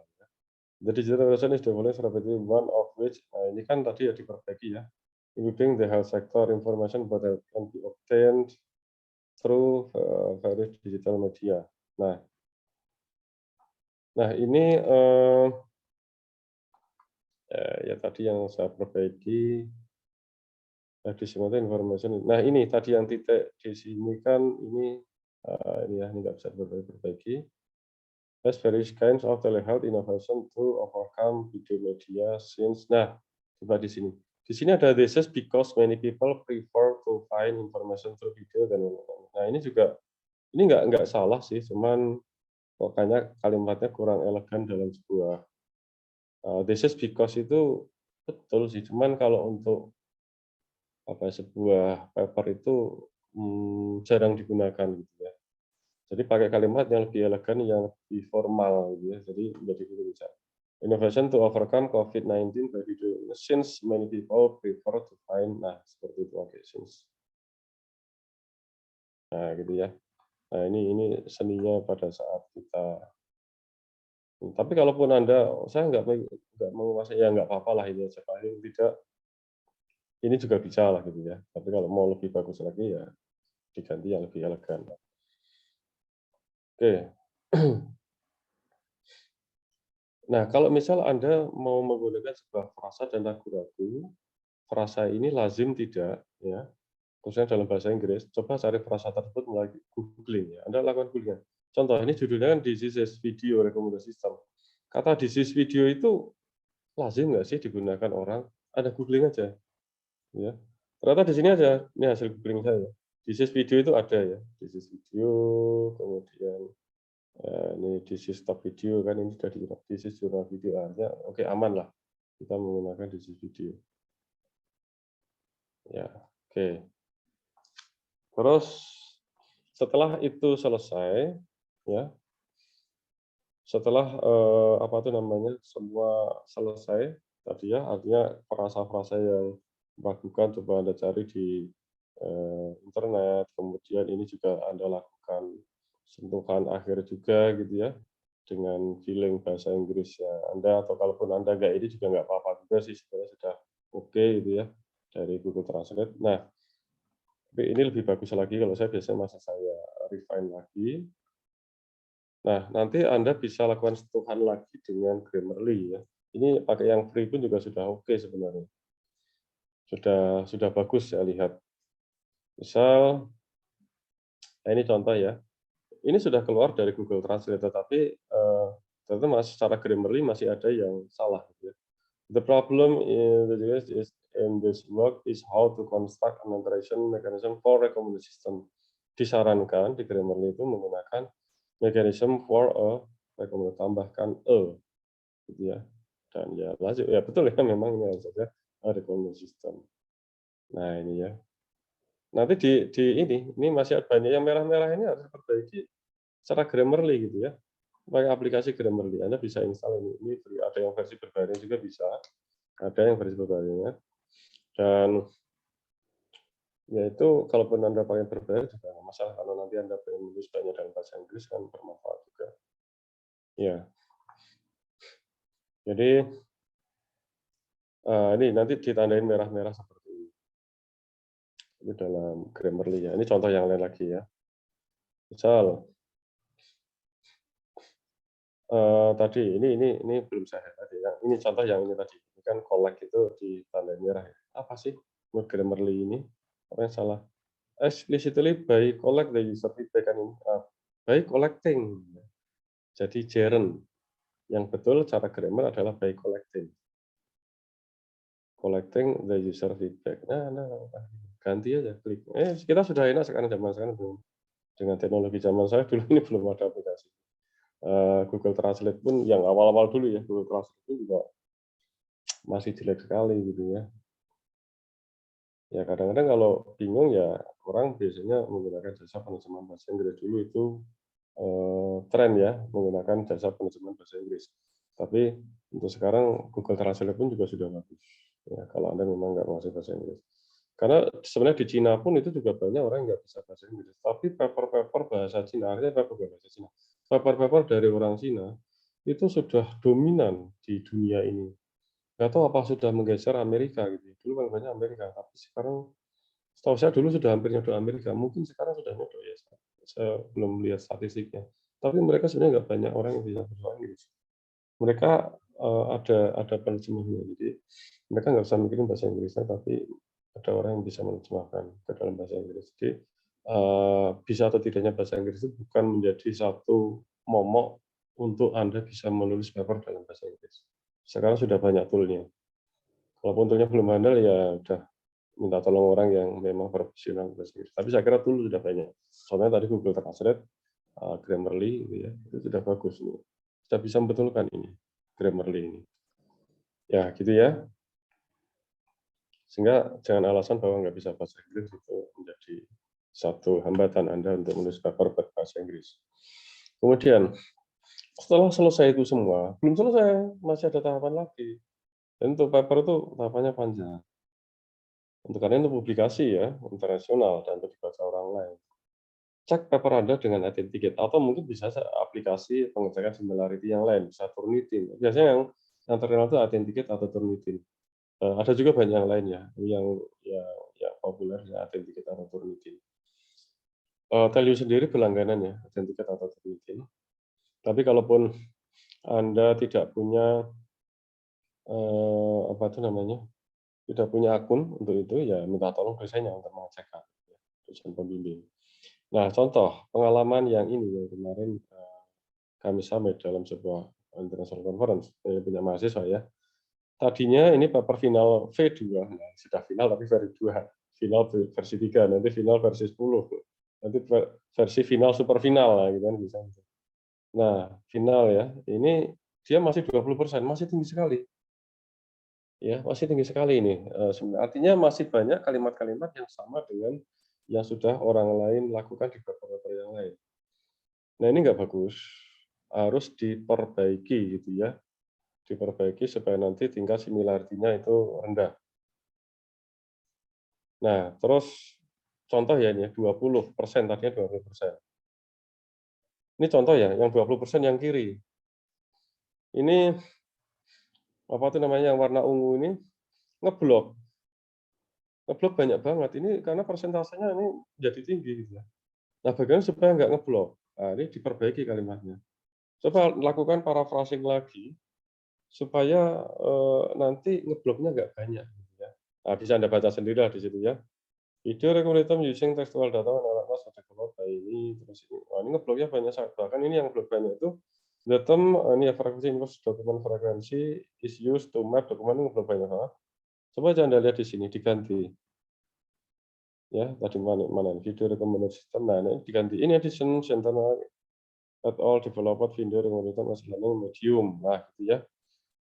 Nah, ini diganti kalimatnya. Dibolak-balik aja. Based on the material of the learning system, the system automatically search and select relevant YouTube. Frekuensi ini ya. Inverse document is used to map document and video. Udah gitu aja, biar ngebloknya nggak terlalu banyak. Tapi nggak mengurangi arti. Nah, ini yang ngebloknya jadi lebih sedikit. Terus lagi, di sini ada yang ngebloknya banyak juga. Ini yang tadi 20% ya. Yang masih 20% seminar ini. Novelty is an element of novelty or finding from study. Result is said to be. Nah, ini karena banyak, ini kembar dengan ini 4 itu adalah paper yang di, kalau Anda klik di, misalnya nanti kalau Anda bisa pakai Authenticate, diklik itu, ini ada paper yang sama dengan ini. Ya mungkin saja pada saat nyusun, ya mungkin bisa nggak sengaja atau mungkin bisa saja cuma menerjemahkan yang ada di situ. Ini yang terjadi biasanya seperti itu. Ngeblok banyak di Authenticate gitu ya, itu biasanya kalau Anda itu menerjemahkan dari paper yang sudah ditulis orang lain. Jangan hanya menerjemahkan, tapi susun lagi pakai kata-kata Anda, gitu ya. Karena nanti pada saat dicek Authenticate, itu ngeblok nanti ya. Nggak boleh nanti ngeblok terlalu banyak. Nanti bisa plagiarisme kan, walaupun plagiarisme parsial gitu ya. Nah, diganti kalimatnya di sini gitu ya. Now the information from research. Good research is research that has new innovation and is useful for science and social life. Ya, sama gitu ya artinya. Tetapi kalimatnya jadi beda. Itu kenapa? Sebenarnya di awal itu bisa Anda antisipasi ini supaya nggak 2 kali kerja. Di awal itu Anda sudah melakukan paraphrasing dulu. Jangan hanya menerjemahkan dari paper orang. Bahasa Inggris paper orang. Nanti kan kembalikan lagi ke bahasa Inggris. Nah, saat kembalikan bahasa Inggris nanti ngeblok. Gitu ya. Jadi, pakai kalimat sendiri aja. Ini setelah diganti pakai kalimat sendiri, tanpa mengurangi arti, ya nggak ngeblok lagi gitu ya. Nah, oke. Itu sharing dari saya. Sebenarnya masih banyak ya, masih banyak tips yang lain, tapi kan ini dibatasi waktu 1,5 jam. Saya kira pas ya waktunya 1,5 jam.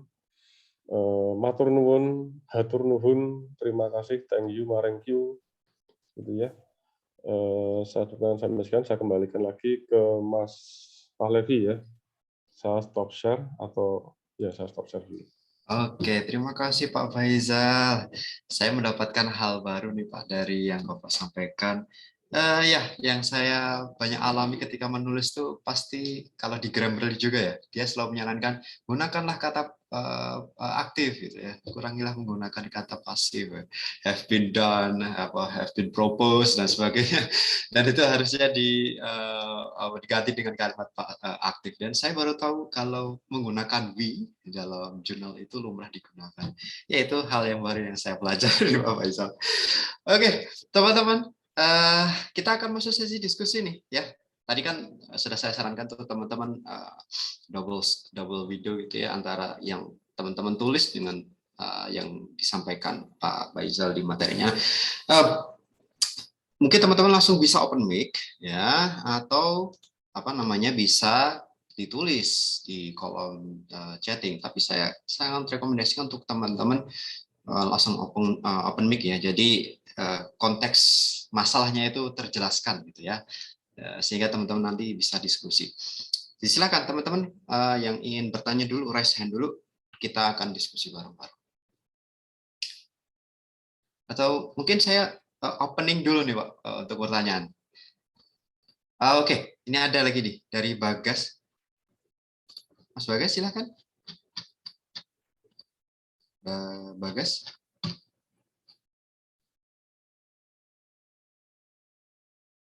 Halo, bertanya. Ya, silakan Mas. Oke.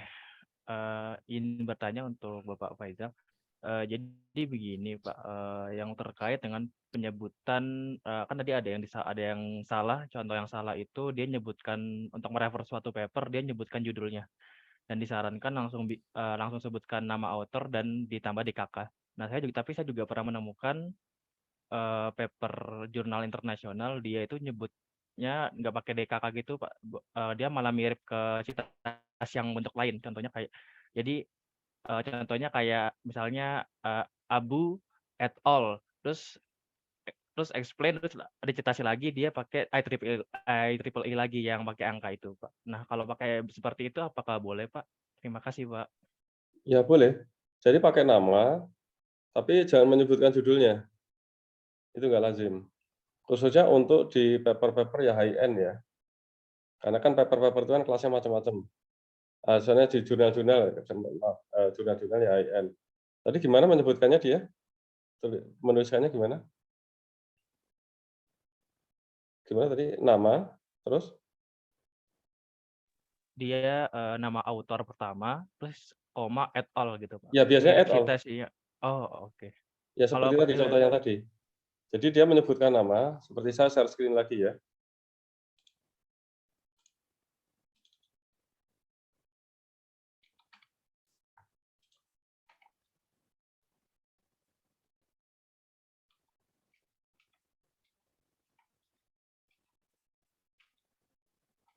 Nah, ini kan dan kawan-kawan. Dan kawan-kawan itu kalau nanti diterjemahkan di Google Translate sudah jadi et al. Seperti ini. Ada MNL, et al. Mengembangkan, nah seperti ini. Dari seperti ini kan disebutkan judulnya. Nah, kemudian jadi seperti ini. Nanti ini et al. Jangan disebutkan teman-teman yang lain. Kayak ini ya. Oleh Nur Latifah ada Muhammad Syamil Aiman. Nah, ini jangan disebutkan teman-temannya. Langsung DKK aja. DKK ya, mengembangkan, tapi jangan sebutkan judulnya. Ini ya. Nah, nanti ini 4 gitu ya. Atau 4-nya itu ada di akhir dari kalimat itu bisa. Gitu ya. 4 itu bisa ada di sini atau di akhir kalimat. Itu bisa. Seperti itu ya. Modelnya seperti ini kan? Betul, Pak. Iya, ini bisa. Tapi dalam ini jangan banyak-banyak pesan saya. Banyak-banyak. Coba lihat yang cara, tapi ya nggak apa-apa lah kalau itu dari TA. Coba lihat yang cara seperti yang saya lakukan ya. Iya, yang kelihatan. Nah, ini jarang menyebutkan nama, karena nanti nama itu sebenarnya sudah ada di sini. Lihat 2 itu sudah kelihatan. Ini. Tapi kalaupun menyebut nama ini juga nggak salah. Yang seperti ini juga nggak salah. Yang mana tadi? Nah, seperti ini nggak salah. Tapi ya jangan banyak-banyak gitu. Dalam tanda kutip seperti kurang pro. Gitu ya. Tapi ya nggak apa-apa, ini juga nggak salah. Tapi biasanya untuk yang Elsevier atau untuk yang biasanya yang sudah attribute transaction itu biasanya ya ini bisa, cuman diminimalisir yang menyebut nama. Tapi ini bisa. Jadi ini contoh yang betul. Dari sini asal jangan menyebutkan judul gini. Gitu ya. Ya, gitu ya, Mas. Baik, Pak. Terima kasih banyak, Pak. Ya, mangga. Baik, teman Ya. yang lainnya silakan raise hand.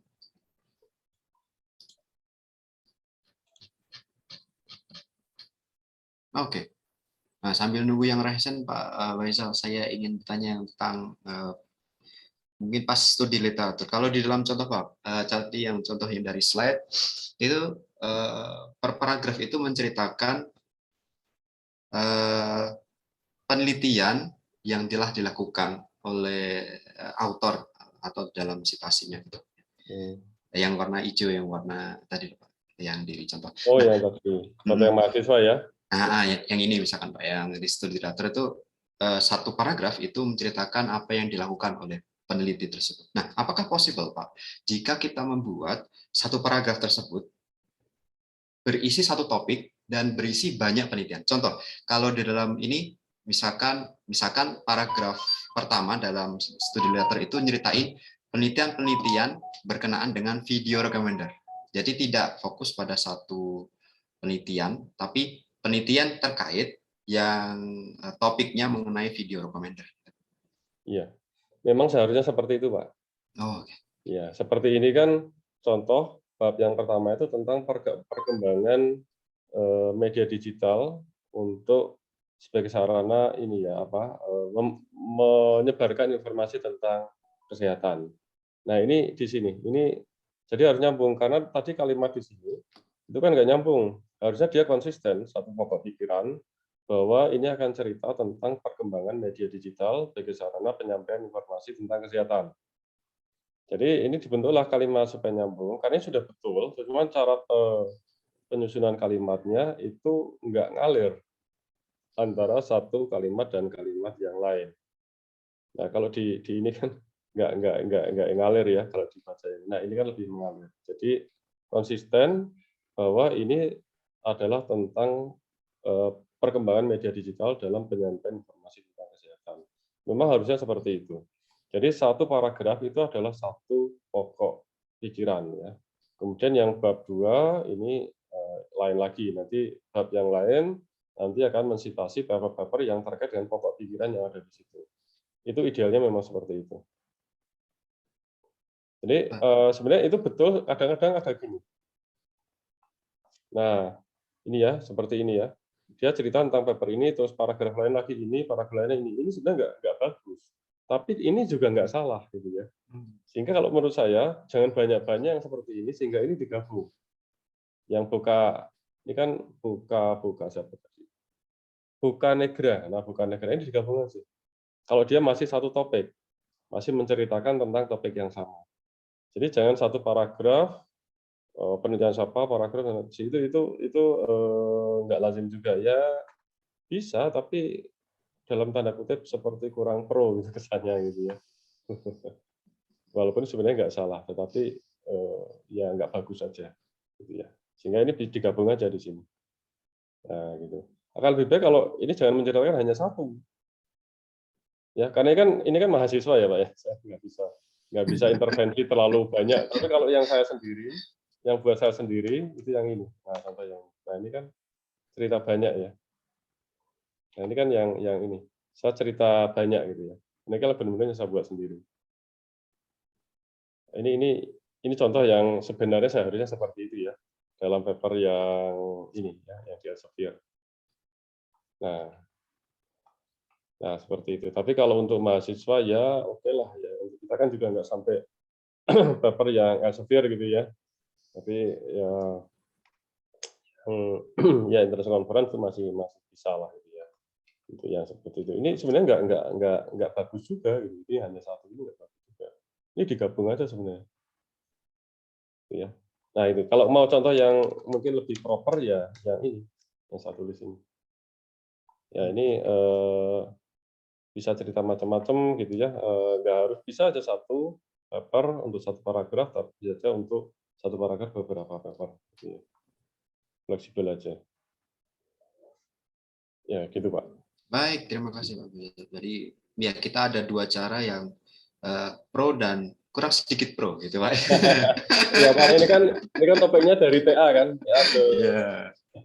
dari TA ke apa? Ke ini ya kayak kalau dari TA kita enggak ya yang ini sudah cukup lah seperti ini sudah cukup ya. Baik, ya. Ya, saya dulu ya pakai yang sedikit kurang pro gitu Pak, terus beradaptasi untuk ya sedikit-sedikit untuk menjadi lebih pro. Oke, teman-teman yang lainnya silahkan. Nah, nih Pak, ada dari kolom chat Pak, saya bacakan dari Bagastri Wibowo. Izin bertanya Pak, untuk alur submit jurnal dari mahasiswa itu seperti apa ya Pak? Dan apakah ada tips untuk mahasiswa untuk proses submit-nya Pak? Terima kasih banyak Pak. Ya, sebenarnya kalau untuk TA ya, ini konteksnya untuk TA ya. Kecuali kalau Anda memang mandiri nanti untuk submit sendiri. Kalau konteks untuk TA itu memang pengganti TA ya. Di Fakultas Informatika itu kan nanti dosen sebagai corresponding author. Kita memang sarankan nanti dosen itu yang submit. Dosen submit biarkan itu urusan dosen dulu semua submitnya. Karena nanti corresponding author-nya itu harus dosen. Kita sarankan seperti itu. Jadi mahasiswa itu concern ke penulisan. Kalau saya biasanya seperti itu, yang submit saya. Nanti corresponding author-nya saya. Tetapi apa itu namanya, kalaupun nanti Anda untuk mencari informasi itu cari kalau untuk TA ya, ini konteksnya untuk TA loh ya. Kita nggak bicara yang pro ya Pak Palevi ya. Kan ini konteksnya dari TA ya. Anda cari mungkin ada fast review. Oh. Ya, ada fast review, nanti sampaikan informasinya itu ke dosen, yang ada fast review, biasanya bayar memang, tetapi itu juga nanti bisa diganti oleh Telyu, ya bayar aja dulu, nanti akan diganti oleh Telyu. Asal memang terindeks ya, paling tidak Sinta, kemudian nanti sampaikan ke dosennya, ini ada fast review, kemudian nanti tiktokan dengan apa tuh, dengan adminnya yang di sana untuk dimasukkan ke fast review, gitu ya. Masing-masing jurnal, kalau jurnal nasional itu ada beda-beda, ada yang fast review-nya itu memang lewat ada satu kolom discussion sendiri, dia minta untuk fast review, tapi ada juga yang memang diminta untuk menghubungi adminnya. Itu kalau yang untuk TA loh ya, yang untuk. Nah, seperti itu. Kalau yang itu juga ada yang fast review sama itu juga kadang-kadang ada yang nggak mesti ada, setiap jurnal yang sudah paper-paper yang bagus ya, jurnal-jurnal yang bagus, itu ada yang memang untuk fast review, ada fasilitasnya, submit-nya ada syarat tersendiri, kemudian ada yang reguler ya, itu ada. Untuk yang apa itu namanya, yang jurnal sudah tingkatan tinggi pun juga ada gitu ya. Tapi nggak semuanya ya, nggak semua ada. Kalau jurnal-jurnal yang sampai bagus banget biasanya malah nggak ada sih fast review, kita ikuti aja alurnya. Tapi kalau untuk TA itu pertama cari dulu yang ada fast review. Tetapi gini, kalau yang Sinta ya, itu fast review itu ada yang menuliskan fast review tapi dia nggak ready. Di dalam website-nya itu ada tulisan fast review tapi dia nggak ready untuk saat itu gitu ya. Jadi perlu menghubungi adminnya dulu. Ya, bahwa memang benar bisa fast review atau tidak. Nah, untuk yang selanjutnya itu sebenarnya urusan dari pembimbing ya, karena dia sebagai corresponding author biasanya nanti ada revisi, diminta revisi kalau memang perlu revisi ya, dan kalau itu masih dalam toleransi accepted ya, tapi kalau sudah rejected ya sudah. Tapi biasanya rejected pun ada revisinya, ada komentar dari reviewer. Jadi kalau dia misal accepted tetapi nanti harus ada beberapa yang direvisi, ya nanti harus direvisi.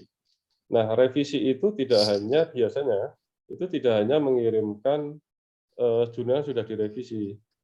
Anda harus ada tabel untuk review nomor 1 katakanlah, perbaikan yang diminta perbaikan yang nomor 1 katakanlah, nanti ada ditabelkan yang kanan perbaikannya apa dan di halaman berapa, paragraf berapa. Kemudian yang berikutnya nanti review yang kedua itu Anda tunjukkan ya satu kolom untuk review kedua minta gini, kemudian kolom selanjutnya perbaikannya seperti ini, terus nanti kolom selanjutnya di paragraf berapa, halaman berapa. Biasanya seperti itu. Kalau yang di paper yang tinggi itu biasanya nanti ada balik lagi, kadang-kadang nggak cuma satu ronde. Jadi revisi pertama, nanti revisi kedua misalnya, kadang ada yang sampai ketiga. Tapi umumnya sih cuma sampai kedua maksimal. Kalau udah bagus ya yang satu kali aja sudah, biasanya sudah oke. Kalau memang sudah nggak ada yang perlu diperbaiki lagi gitu ya. Nah seperti itu Mas apa tadi ya. Bagas, Pak. Tunggu. Oke, ada lagi pertanyaan, tapi ini sepertinya tadi sudah sempat dijawab dari pertanyaan dari Mas Rida. Izin bertanya, apa aplikasi untuk plagiarism check similarity ticket apa ya Pak? Karena kalau ticket berbayar, mungkin ada rekomendasi aplikasi. Ticket merupakan platform yang dimana Telyu berlangganan, jadi disarankan Anda bisa mengirimkannya ke dosen pembimbing untuk dicek di ticket, gitu Mas Rida ya. Iya. Oke, kemudian ini Pak dari Mas Hanif ini yang pertanyaan menarik ini Pak. Permisi Pak, ingin bertanya batasan jumlah halaman yang digunakan tersebut sudah termasuk daftar pustaka atau bagaimana ya Pak? Terima kasih. Biasanya sudah masuk daftar pustaka. Batasan halaman itu sudah masuk daftar pustaka. Untuk international conference biasanya 6, itu termasuk daftar pustaka. Tapi kalau misalnya ada lampiran itu enggak dihitung kalau misalnya ada. Tapi biasanya filenya nanti dikirimkan pada saat submit. Kalau jurnal juga biasanya gitu ya, kalau ada lampiran-lampiran gitu ya. Itu ini aja untuk untuk nanti reviewernya itu membaca kalau misal memang perlu dia membaca untuk lampirannya, tapi tidak termasuk lampirannya. Tapi nanti dikirimkan dalam file berbeda. Tapi intinya sudah masuk di daftar pustakanya. Kalau di jurnal itu macam-macam ininya ya, batas halamannya. Ada yang membatasi 12 halaman maksimal, ada yang 14 halaman, seperti artikel transaction itu saya dulu pernah itu 14 halaman, ada yang 12 halaman. Kalau yang severe itu dia tidak membatasi jumlah halamannya, bisa panjang gitu ya. Nah itu lebih enak kalau yang tidak ada pembatasan jumlah halaman itu. Tapi nanti kalau misal terlalu bertele-tele pun nanti banyak yang dicoret juga sama reviewer. Banyak menggunakan kalimat yang terlalu hal-hal yang tidak perlu gitu ya. Nah, bagaimana juga pada saat kita membuat paper itu usahakan kalimat-kalimat yang efektif. Karena nanti semakin banyak halamannya juga nanti orang malas bacanya gitu kan. Udah tebel itu kan malas. Kita kalau lihat bukunya terlalu tebel ya. Jadi usahakan lebih efektif, padat gitu ya, komprehensif tetapi dalam jumlah halaman yang singkat gitu ya. Itu biasanya lebih banyak dipilih orang ya untuk dibaca. Mungkin itu ya. Oke, begitu ya Mas Hanifi. Jadi udah termasuk yang daftar pustaka gitu ya. Jadi 6 halaman padat masuk daftar pustaka. Ada lagi mungkin satu lagi dari teman-teman. Nih kita sudah masuk hampir jam 11. Apa-apa sampai jam 11 juga nggak apa-apa.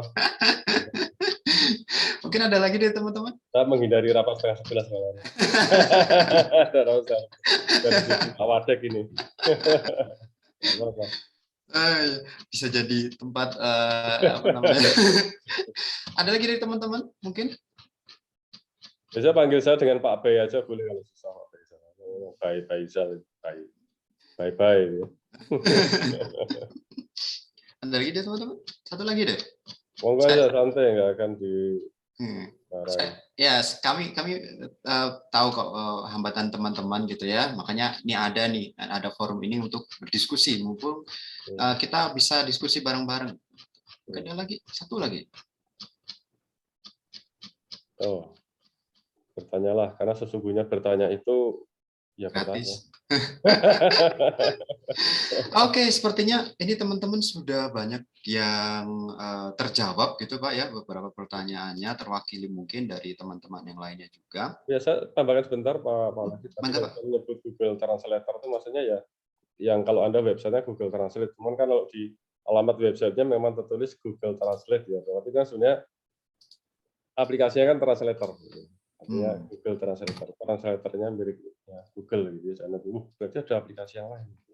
Enggak, ya itu Google Translate. Cuman kalau di web di URL-nya kan Google Translate. Artinya saya tuliskan Google Translator karena translator bisa Google. Ya, oke, Pak. Ya, saya juga dulu pas nulis paper pertama tahun 2016 Google Translate juga ya, masih amburadul gitu. Ya, sekarang udah semakin bagus. Bahkan dulu ada fitur untuk mengedit ya. Sekarang sudah nggak ada. Dia sudah cukup pede kayaknya. Makin pede Pak sekarang Pak ya. Ya itu mungkin bisa jadi tools bagi teman-teman ya. Memang hambatan bahasa Inggris itu bukan hanya teman-teman yang mengalami, mungkin sebagian besar dari kita juga mengalami hal demikian, termasuk saya dahulu juga gitu ya. Tapi percayalah Google Translate sekarang sudah lebih baik gitu ya daripada lalu-lalu. Terus kemudian kalau teman-teman bisa mendampingi menggunakan Grammarly salah satunya atau Pro Writing Aid itu sangat membantu untuk mempercantik gitu ya, mempercantik tulisan teman-teman di papernya. Oke, kemudian sebelum saya tutup, nah teman-teman mulai mungkin berpikir setelah saya tulis bisa saya submit kemana gitu ya, mana nih jurnal yang available secepat mungkin untuk mendapatkan LOA gitu ya, atau mendapatkan status status manuskrip teman-teman. Nah ini kita ya, saya mau share screen nih. Kita punya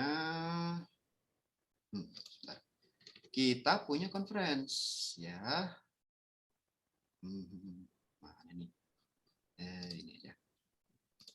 Kita tuh Icofate yang belum ya. Nah ini Icofate ya. Oke, ini saya share screen teman-teman. Ini ada Icofate ya. Ini disponsori juga di organisasi dan dilakukan bersama dengan Fakultas Informatika gitu ya. Ini deadline-nya masih 1 Juli. Nah, cukuplah, masih 2 minggu lagi gitu ya untuk menulis paper teman-teman. Kita juga udah dibekali ya. 1 Juli, terus kemudian nanti notifikasinya itu ada 17 Juli gitu ya. 17 Juli itu artinya notifikasi terakhir, bisa jadi notifikasinya sebelum tanggal itu gitu ya.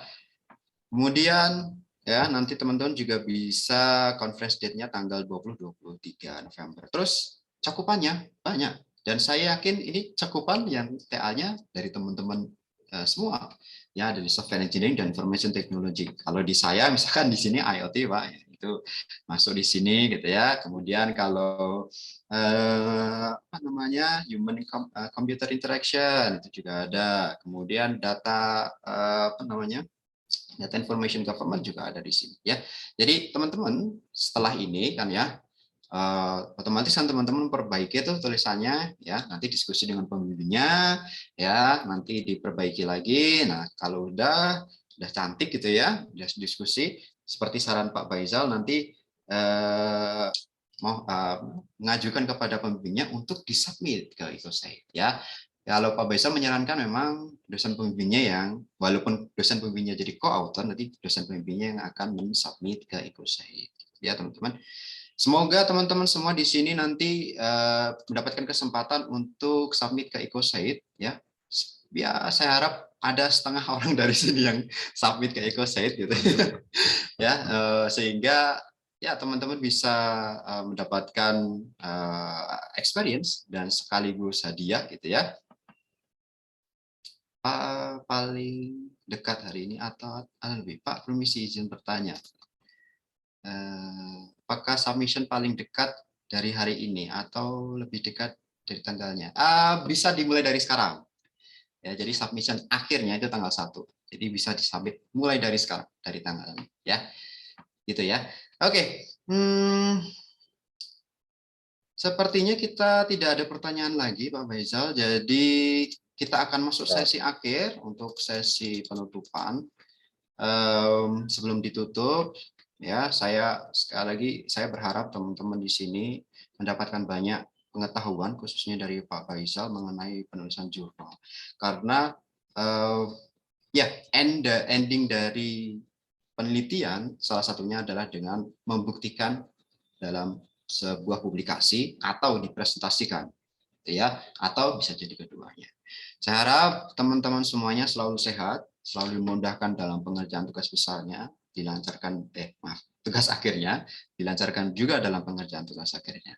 Kita akan jumpa lagi teman-teman di sesi yang lainnya ya, tentu saja sesi yang kita buat khusus untuk mendampingi teman-teman supaya tugas akhirnya cepat kelar gitu ya. Dan jangan lupa kita punya residensi TA di gedung Panambulai, di gedung D, teman-teman. Dipersilakan untuk hadir ke sana kalau teman-teman punya masalah, punya kendala, punya masalah kendala diskusi khususnya dalam coding. Enggak harus coding juga, khusus misalkan mau bahas dengan masalah-masalah di dalam TA, dipersilakan juga ke ruangan residensi. Itu saja mungkin dari apa yang kita bisa sampaikan hari ini teman-teman. Terima kasih atas perhatiannya. Selamat siang. Wassalamualaikum warahmatullahi wabarakatuh. Terima kasih Pak Faisal. Waalaikumsalam warahmatullahi wabarakatuh. Terima kasih Pak Walevi. Oke, selamat sukses teman-teman semua ya. Assalamualaikum. Pamit. Waalaikumsalam. Terima kasih Pak Faisal.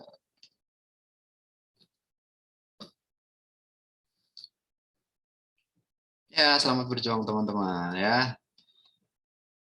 Ya, terima kasih kembali. Selamat berjuang. Semoga sukses ya. Semoga sukses semuanya. Ya, semoga sukses. Sukses ya. Dikerjain ya, ditulis-tulis ya. Jangan, setidaknya ditulis lah ya. Coba-coba ditulis, diajukan ke pembimbingnya untuk didiskusikan ya.